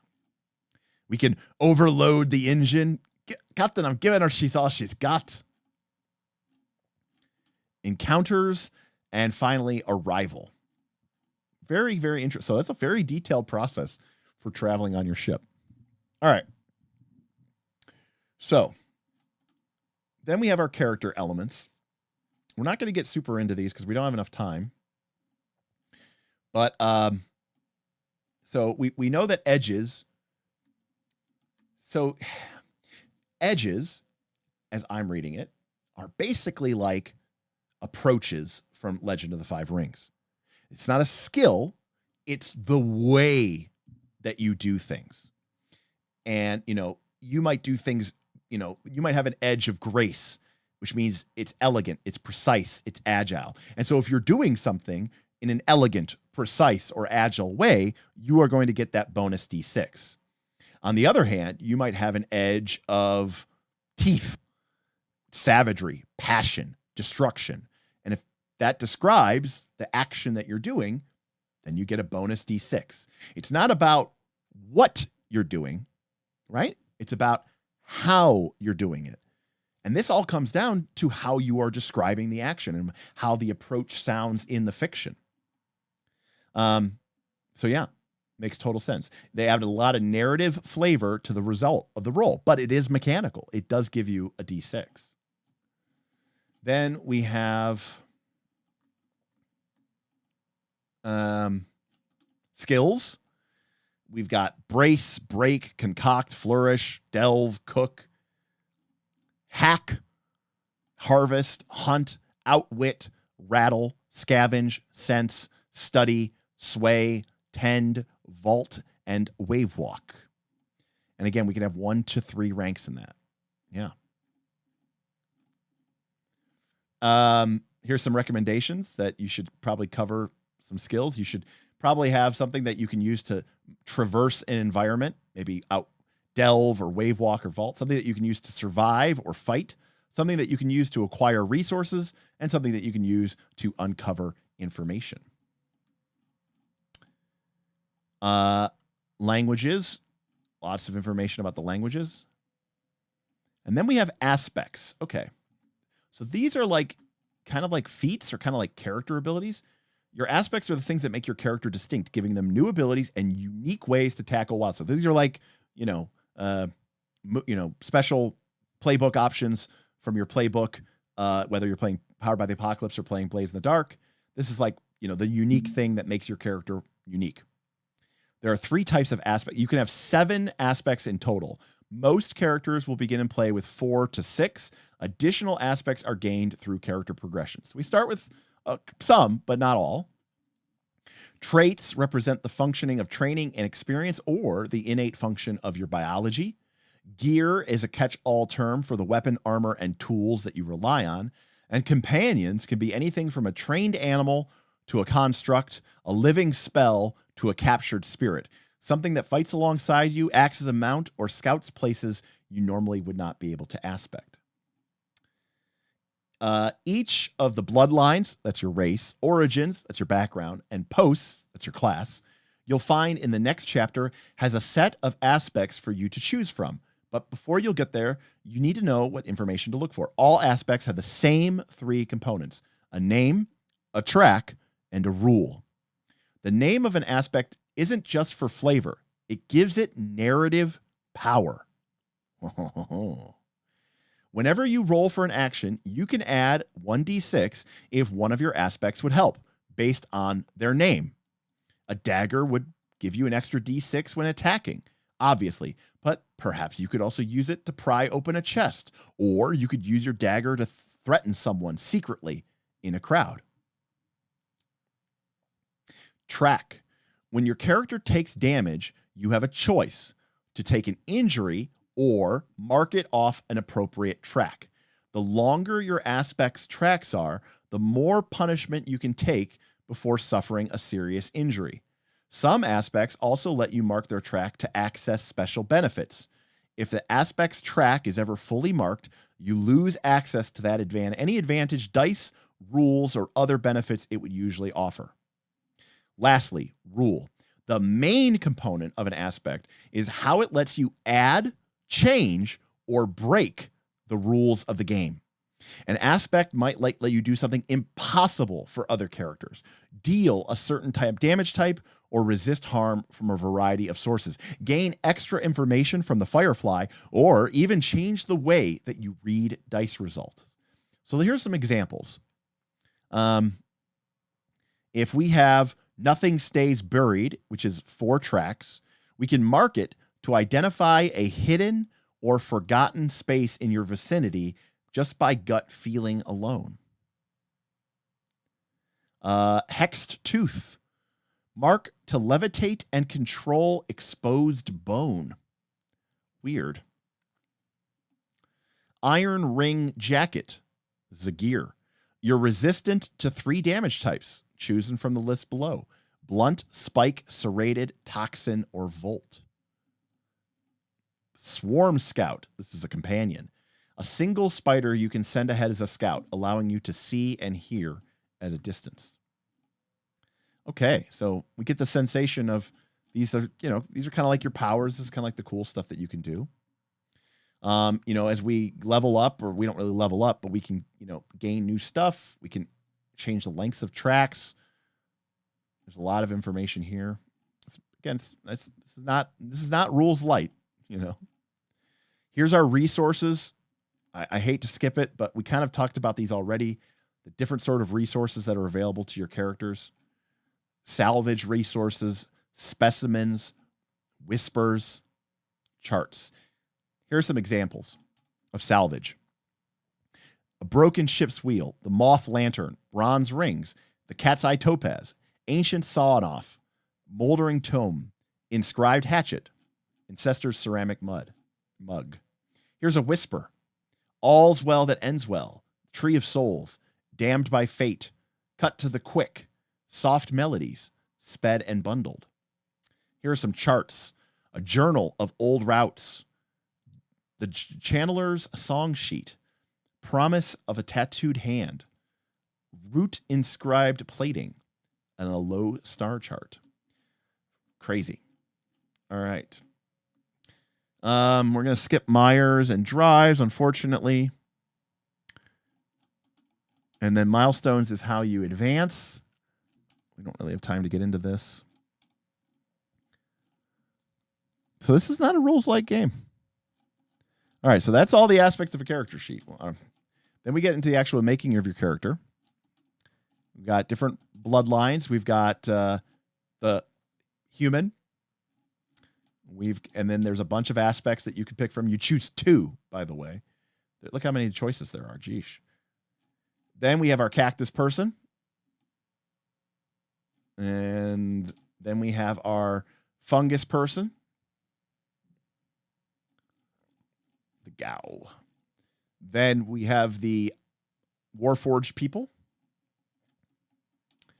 Then we have the Morlock, weird tentacle people from below. And then we have the Moth people. So you'll pick one of those and pick 2 aspects from your bloodline.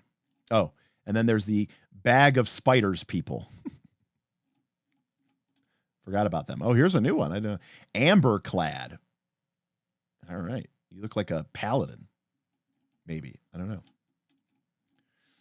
All right. And then we get, oh, this is an origin. Okay. So the other ones are your race.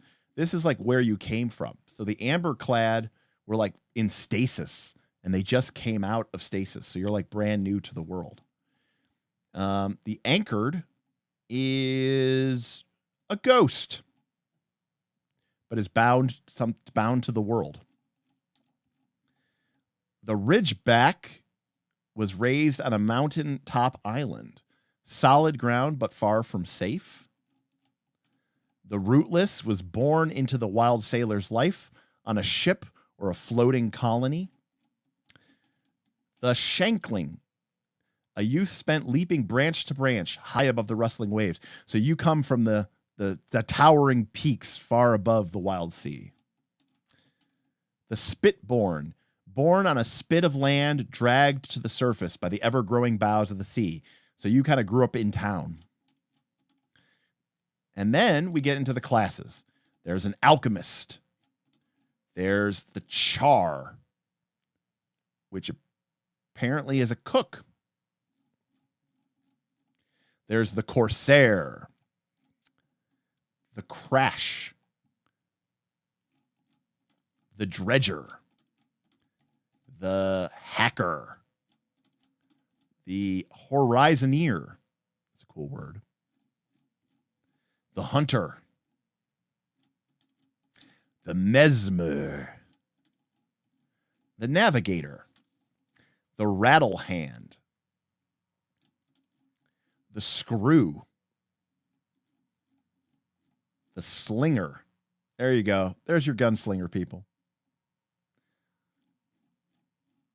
The steep. The surgeon. The tempest.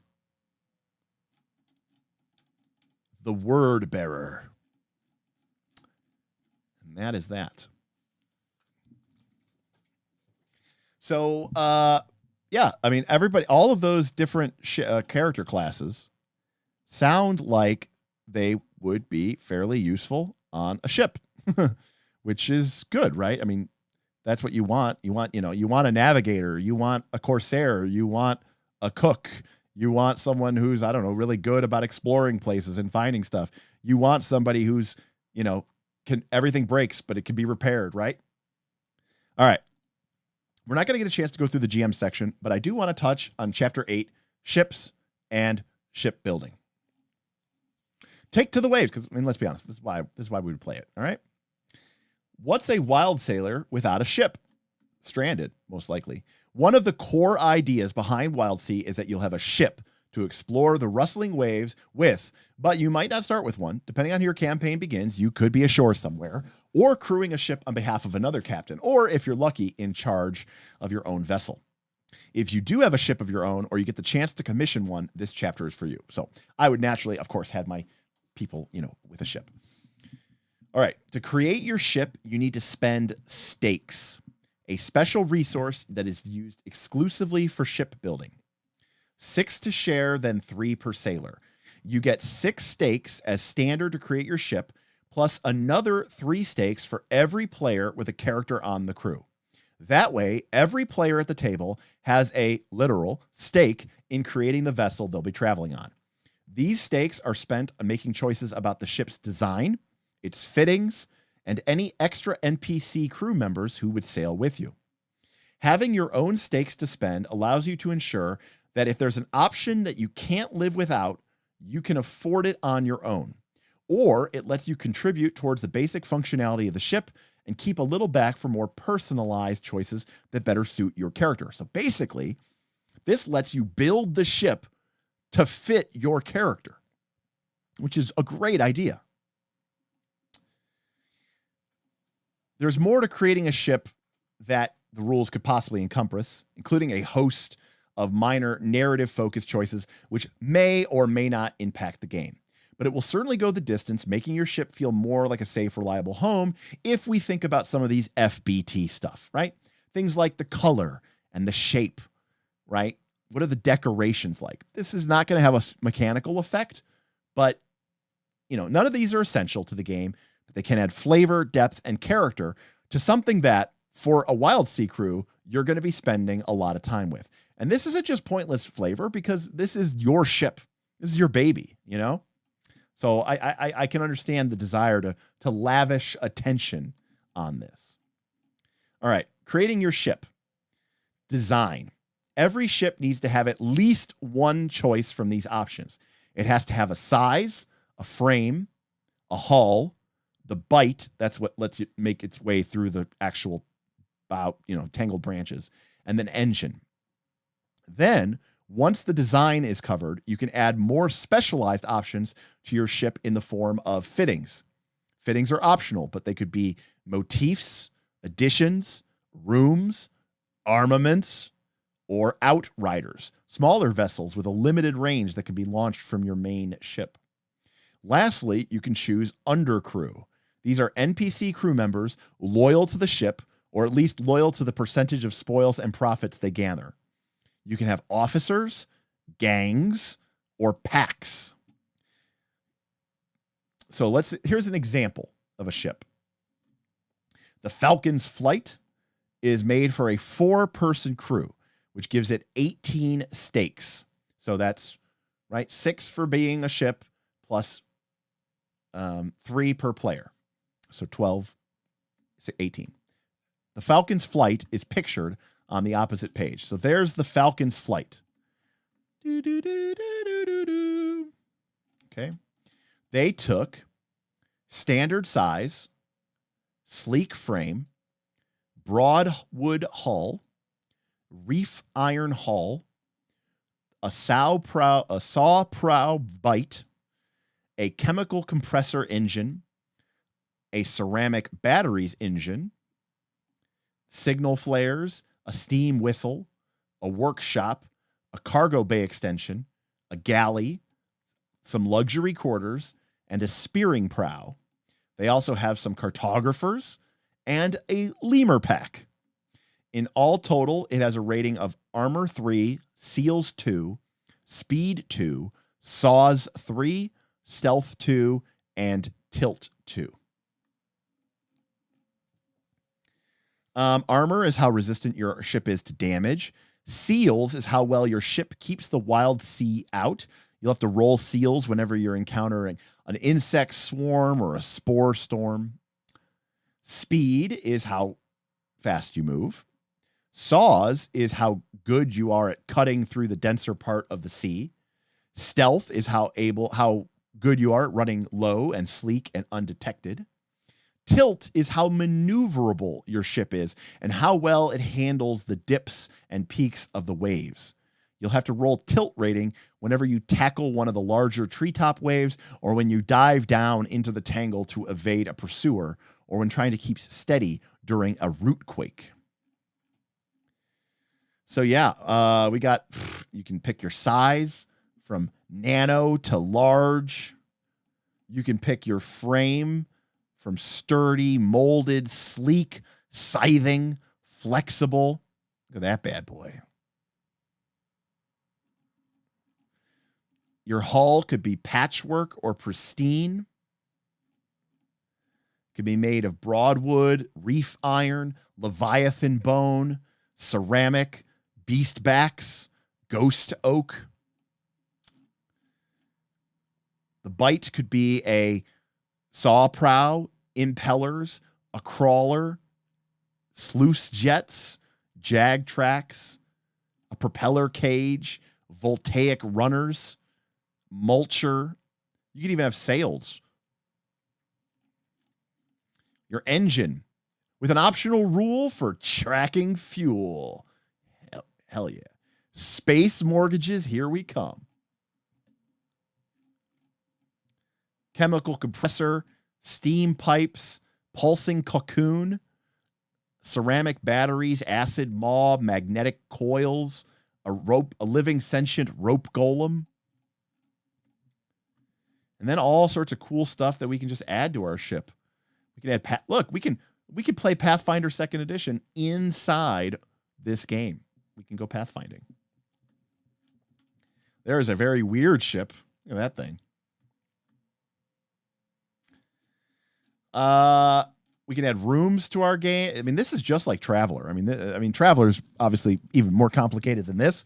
But when you build a ship in Traveler, I mean, you are going to choose your engine, choose your fuel type, choose your jump drive, choose your mass drive, choose your frame type, how much fuel capacity, how much special individual quarters, engine, all that other stuff. It's weapons. So we have deck weapons and we have hull weapons. So we could have trebuchets, shrapnel cannons, grand blast bow, a storm rail, broadside cannons, a ramming prow, a bladed prow, a ripsaw prow. And then also we could buy little, we can have our own little skiffs. We can have our own little mini ships that we can build, which gets its own chassis and its own fittings, That way you can have the ship within the ship. Very, very cool. Look at that. There's a little, look at that. It's like a motorbike. Look at that. Look at that. It's like a big motorbike. Look at this. That's pretty cool. That literally looks like you're riding a chainsaw. And then there's the undercrew. You can have officers. So that's really cool. Like you can have if you don't have a big enough group or if you want some extra roles to fill. And this is a great way to have that NPC, that you want to be able to react with. Because this is one character. You can have the skillful officer, the experienced officer. You can have the well-trained officer. But then I like that the rest aren't individuals. It's just a gang, right? It's just like when you take a gang in Blades in the Dark. And in Blades in the Dark, you can have experts, which are like individuals, and you can have gangs. And so these are just the bulk of your crew. So you can take a group of deck engineers that just, you have a group of people who keep the ship running. You can have a group of magnet fishers, who scavenge from the what is that? The magnet fishing with the big magnets. You could bring a group of warriors with you, right? Your own group of marauders. And then you can also have pets, beast packs. It's a little strange, but again, there's sort of a weird nature vibe on this game, right? With the verdancy and the living tree city, a lot of insects, a lot of animals, a lot of vegetation, a lot of plant life. So it doesn't surprise me that, there's a real focus on having a lot of living stuff here. And then we get into the guide for running the game, which we won't have a chance to get into, but, let's just real quick here. Let's talk. What does the game say that the Firefly, the GM, has the role to do? You are a narrator. You'll bring focus and cohesion to the story. You'll spin a tale in reaction to the events and actions. Guide. In the loosest sense, your descriptions and the information you share should always offer options to the players rather than forcing them down predetermined paths. Draw from the character's quirks and backgrounds where you can, relating your descriptions to aspects of a particular character's emotions. Threat. You have to threaten them. Beasts howl on the hunt. Spores take root. Insects burrow. Pirates, wreckers, scavengers. A voice of the world in general, but also of the NPCs, the antagonists, the allies, and the crew. As a teacher, you'll probably be the one explaining the game. As a judge, whenever the rules dispute a mechanic or need of clarification, you have the final say. This means different things for different groups. Always be aware of how your group is most comfortable addressing these moments. Remember, it's a game, not a contest. And lastly, much to my chagrin, designer. Due to the reactive nature of your role, you'll often find yourself designing scenes and encounters on the fly, not game mechanics. While this can be a challenge in terms of the fiction, it's also important mechanically. You need to be able to quickly identify the most useful or most effective rules and systems to use for a particular chain of events. The key here is not to overcomplicate any given moment. I couldn't agree with this more. The key to running a good Powered by the Apocalypse or Blades in the Dark game comes from your ability to constantly be in the conversation and translating, because you know the game better than probably the other players.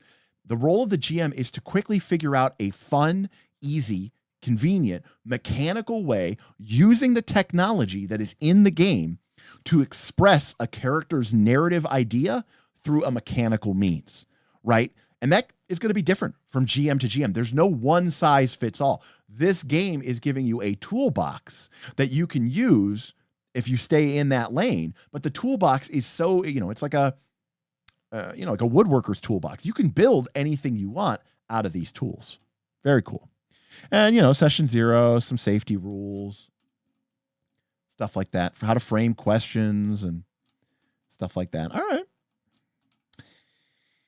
So that is WILDSEA. Someone I see said mentioned squirrels. I thought I remember reading something about squirrel. Here we go. Here's an example of a scene. Fending off a horde of hungry squirrels as they zero in on your galley. So there you go. They literally have, as an example, they literally have the attack of the killer squirrels. All right. WILDSEA. So that is our first look on WILDSEA.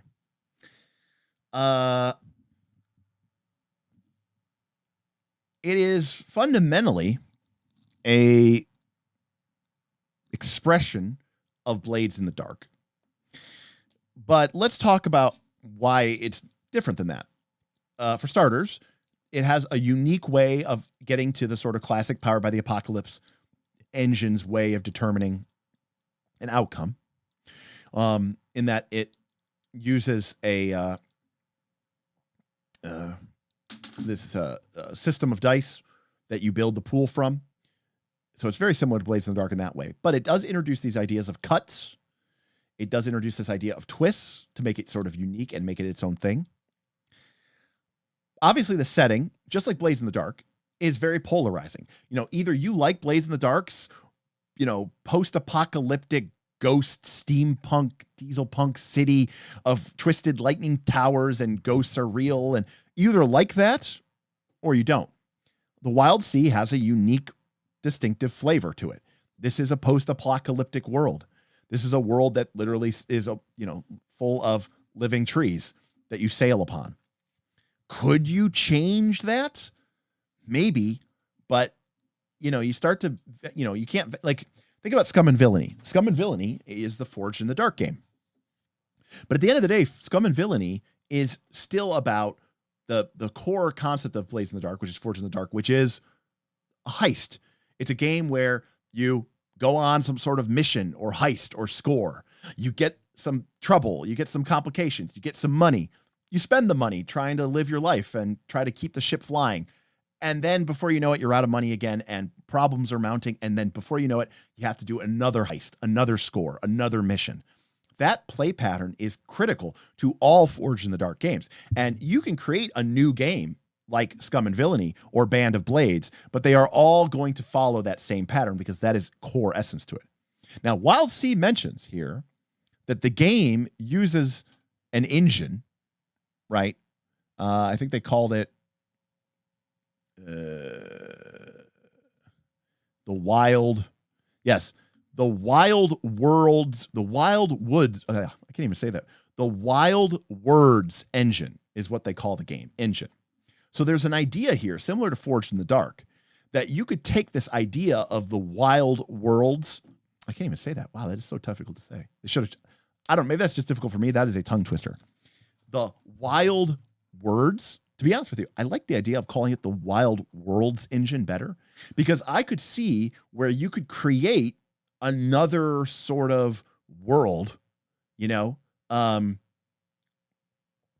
maybe a world with more magic in it, or maybe a world with water instead of trees. You would have to change the game. It's like Scum and Villainy. Scum and Villainy is its own unique game. It's not just a hack of Blades in the Dark. They are both fundamentally forged in the dark, and they both are driven by the same core conceits. So I think you could do that with this game, but you would be designing a new game at that point, because this game is really, really engaged. Yeah, Beowulf, it's a fantastic idea. You could make a desert world where ships sail the sands. Perfect. That's beautiful, you know? So you could do a water one. You could do one like, you know, Spelljammer, right? Like sailing the astral planes, you know, kind of vibe, right? Or like, you know, there's different ways that you could totally build, but you are kind of building a new game, because a lot of this setting and the mechanic, the classes, these aren't generic fighters. These are kind of tied to the world of living trees that come up, you know, mile-high trees. So you would have to definitely change some core conceits here. That being said, it is a fascinating and interesting world that isn't so difficult. They didn't bury you with endless lore. It's just enough to keep you interested, and just enough to make you go, wow, this is really weird and different and unique. But the core conceit of the game is, you know, exploring the WILDSEA and keeping your ship going and deciding what drives your crew. What are you trying to do? Are you trying to make money? Are you trying to right wrongs? Like, it's about the journey. It's about the adventure. So it's very, very interesting. Ryan says, I got to shout out the official WILDSEA Discord.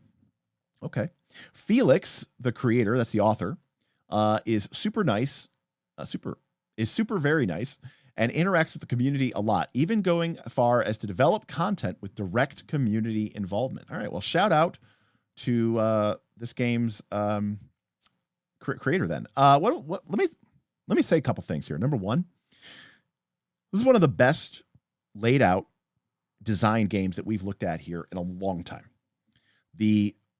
From everything from the structure to the use of sidebars, the bolding of words, the interaction of art, made this book, even through a first look, just a joy to read, to look at, and to figure out. It seemed so approachable. Whether you hate the rules engine or you hate the setting, the design here is very good.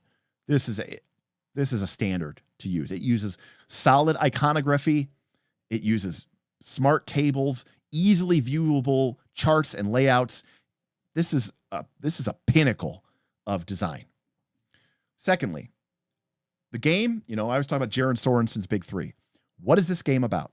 Number one, does the game tell us what the game is about? Not only does this game implicitly tell us what it's about, it comes out in the opening pages and with the core conceits of the game world and the core conceits of what a wildsailor is. It lays out a very clear picture of what this game is about. It is very direct about that. It tells you straight up front. So now the second question, does the game give us the tools, the mechanics, and the options in order to deliver on that core promise? Well, let's jump back over to the PDF really quick. And let's take a look at the character sheet. So this character sheet is literally a game designed around using our skills and our edges to make actions.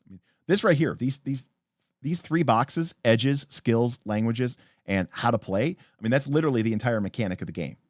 And then the game is about acquiring resources and spending resources and using resources. And that is a huge part of the book, a huge part of the character sheet. So the game reinforces this idea of its mechanics on every aspect of it throughout the mechanics. Very impressive in the way that I think that the core mechanics are designed to support it. We saw that there are 3 core scenes or core ways to play. We have the scene, we have the montage, but then we have the journey. And the journey tells us that this game is about traveling. And you're going to choose travel abilities, and guess what? They're going to matter because that's what the game said it was about, and the game gave us ways to do it. Now, the one thing that we did not get a chance to dig into is, will the game reward us if we do what we do? So I do need to take a quick look at the milestones. All right, here we go. Milestones are narrative achievements that you can record on your character sheet to use as fuel for various advances, such as extending the length of an aspect's track or adding a new rank in a skill or a language, or even gaining a new aspect entirely. They're split into two types, minor and major. Milestones represent things that are important for your character. Whether an event is worth recording a milestone is entirely you, the player's decision. You can record a minor milestone once per session after an event that you want to have a small but lasting event on your character. They come in the form of a short, memorable sentence related to the situation that caused them. You can write the sentence yourself so that you can tailor how you want your character to advance. Such as you might write, I defanged a giant snake. I showed Barton he was wrong. I escaped the cave-in. Majors work the same way, but are only done once per major arc. They are longer and have a more powerful, lasting effect, such as we solved the mystery of the terrible tower. We took down the moss ship Dong Tongue. The Firefly may also give out an additional minor milestone to the entire crew after a particularly impressive shared achievement or a major milestone as a result for completing an arc. These do not count towards your normal limits. It's the GM. So you, the player, get to decide if something's important to you, but your GM can also award the party as well. And by the way, we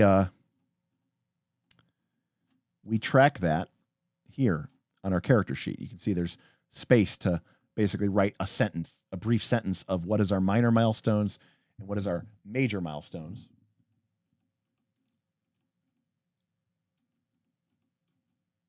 Now,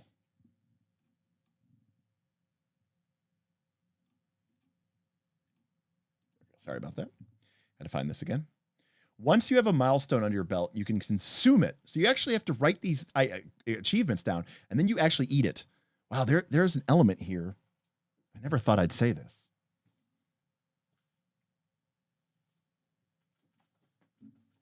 There is an element here of free market.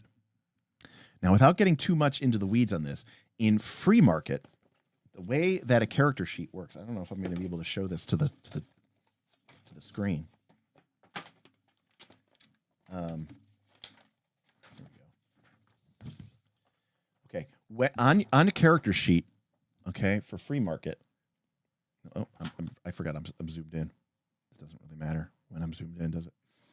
In free market, your character has a space here on the right-hand side for long-term memories and short-term memories.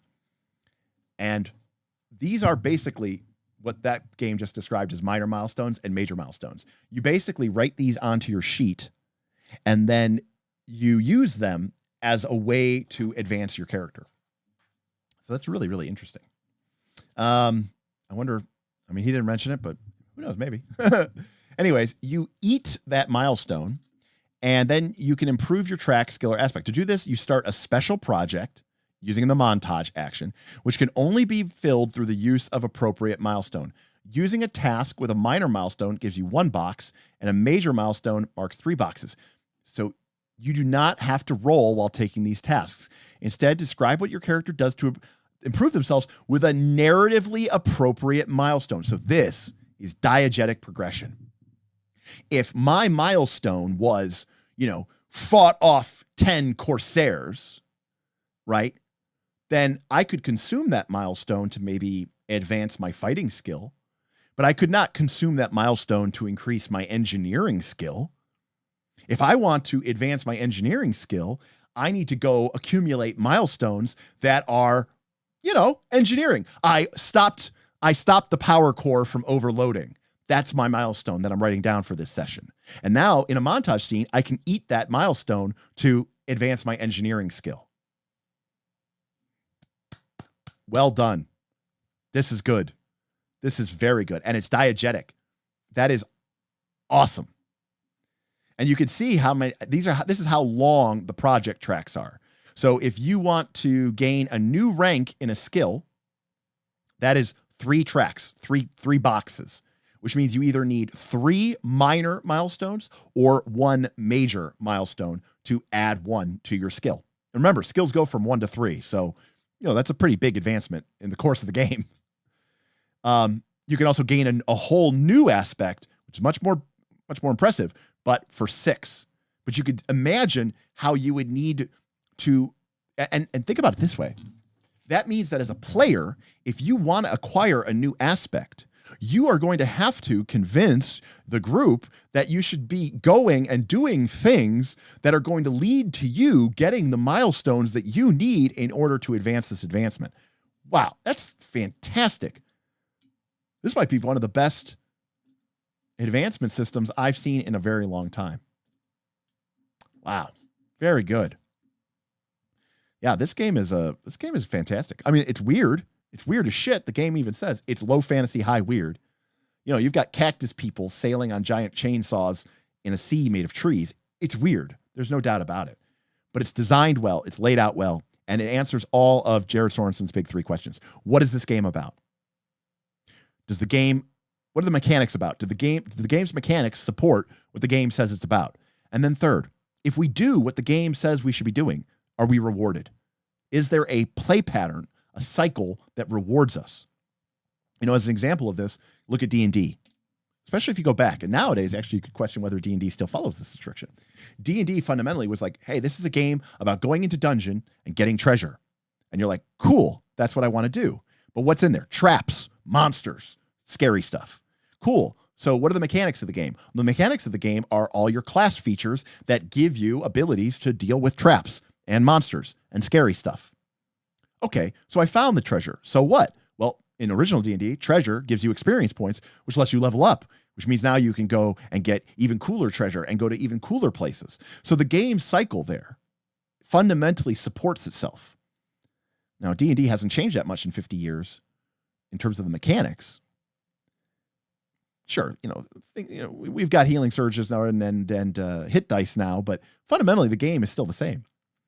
But so many of those core play pattern assumptions are now different, right? And as a result, that's sometimes why I think D&D feels very dated and can feel like, what the hell is the purpose of this game? This is a game that if you just play the game and you're like, hey, I want to level up. Okay, well then I need milestones that are related to the thing that I want to level up. Okay, well then I need to make sure that we go and get those milestones. Okay, well then I, as a player, need to very proactively be like, hey, we should go do this thing in town, or we should try to travel to that location because that's what I'm interested in doing so that I can get the milestones, so that I can get the advancement, and the game just self-perpetuates. Yeah, this is very good. This is great. This is great. Okay, so that changes my former assumption that leveling is a very minor and neglected portion of this game. With XP being locked and tied to the theme of their acquisition, it's actually so deep, and I completely agree with you. It is very, very deep. No, we did not really touch on combat too much. Yeah,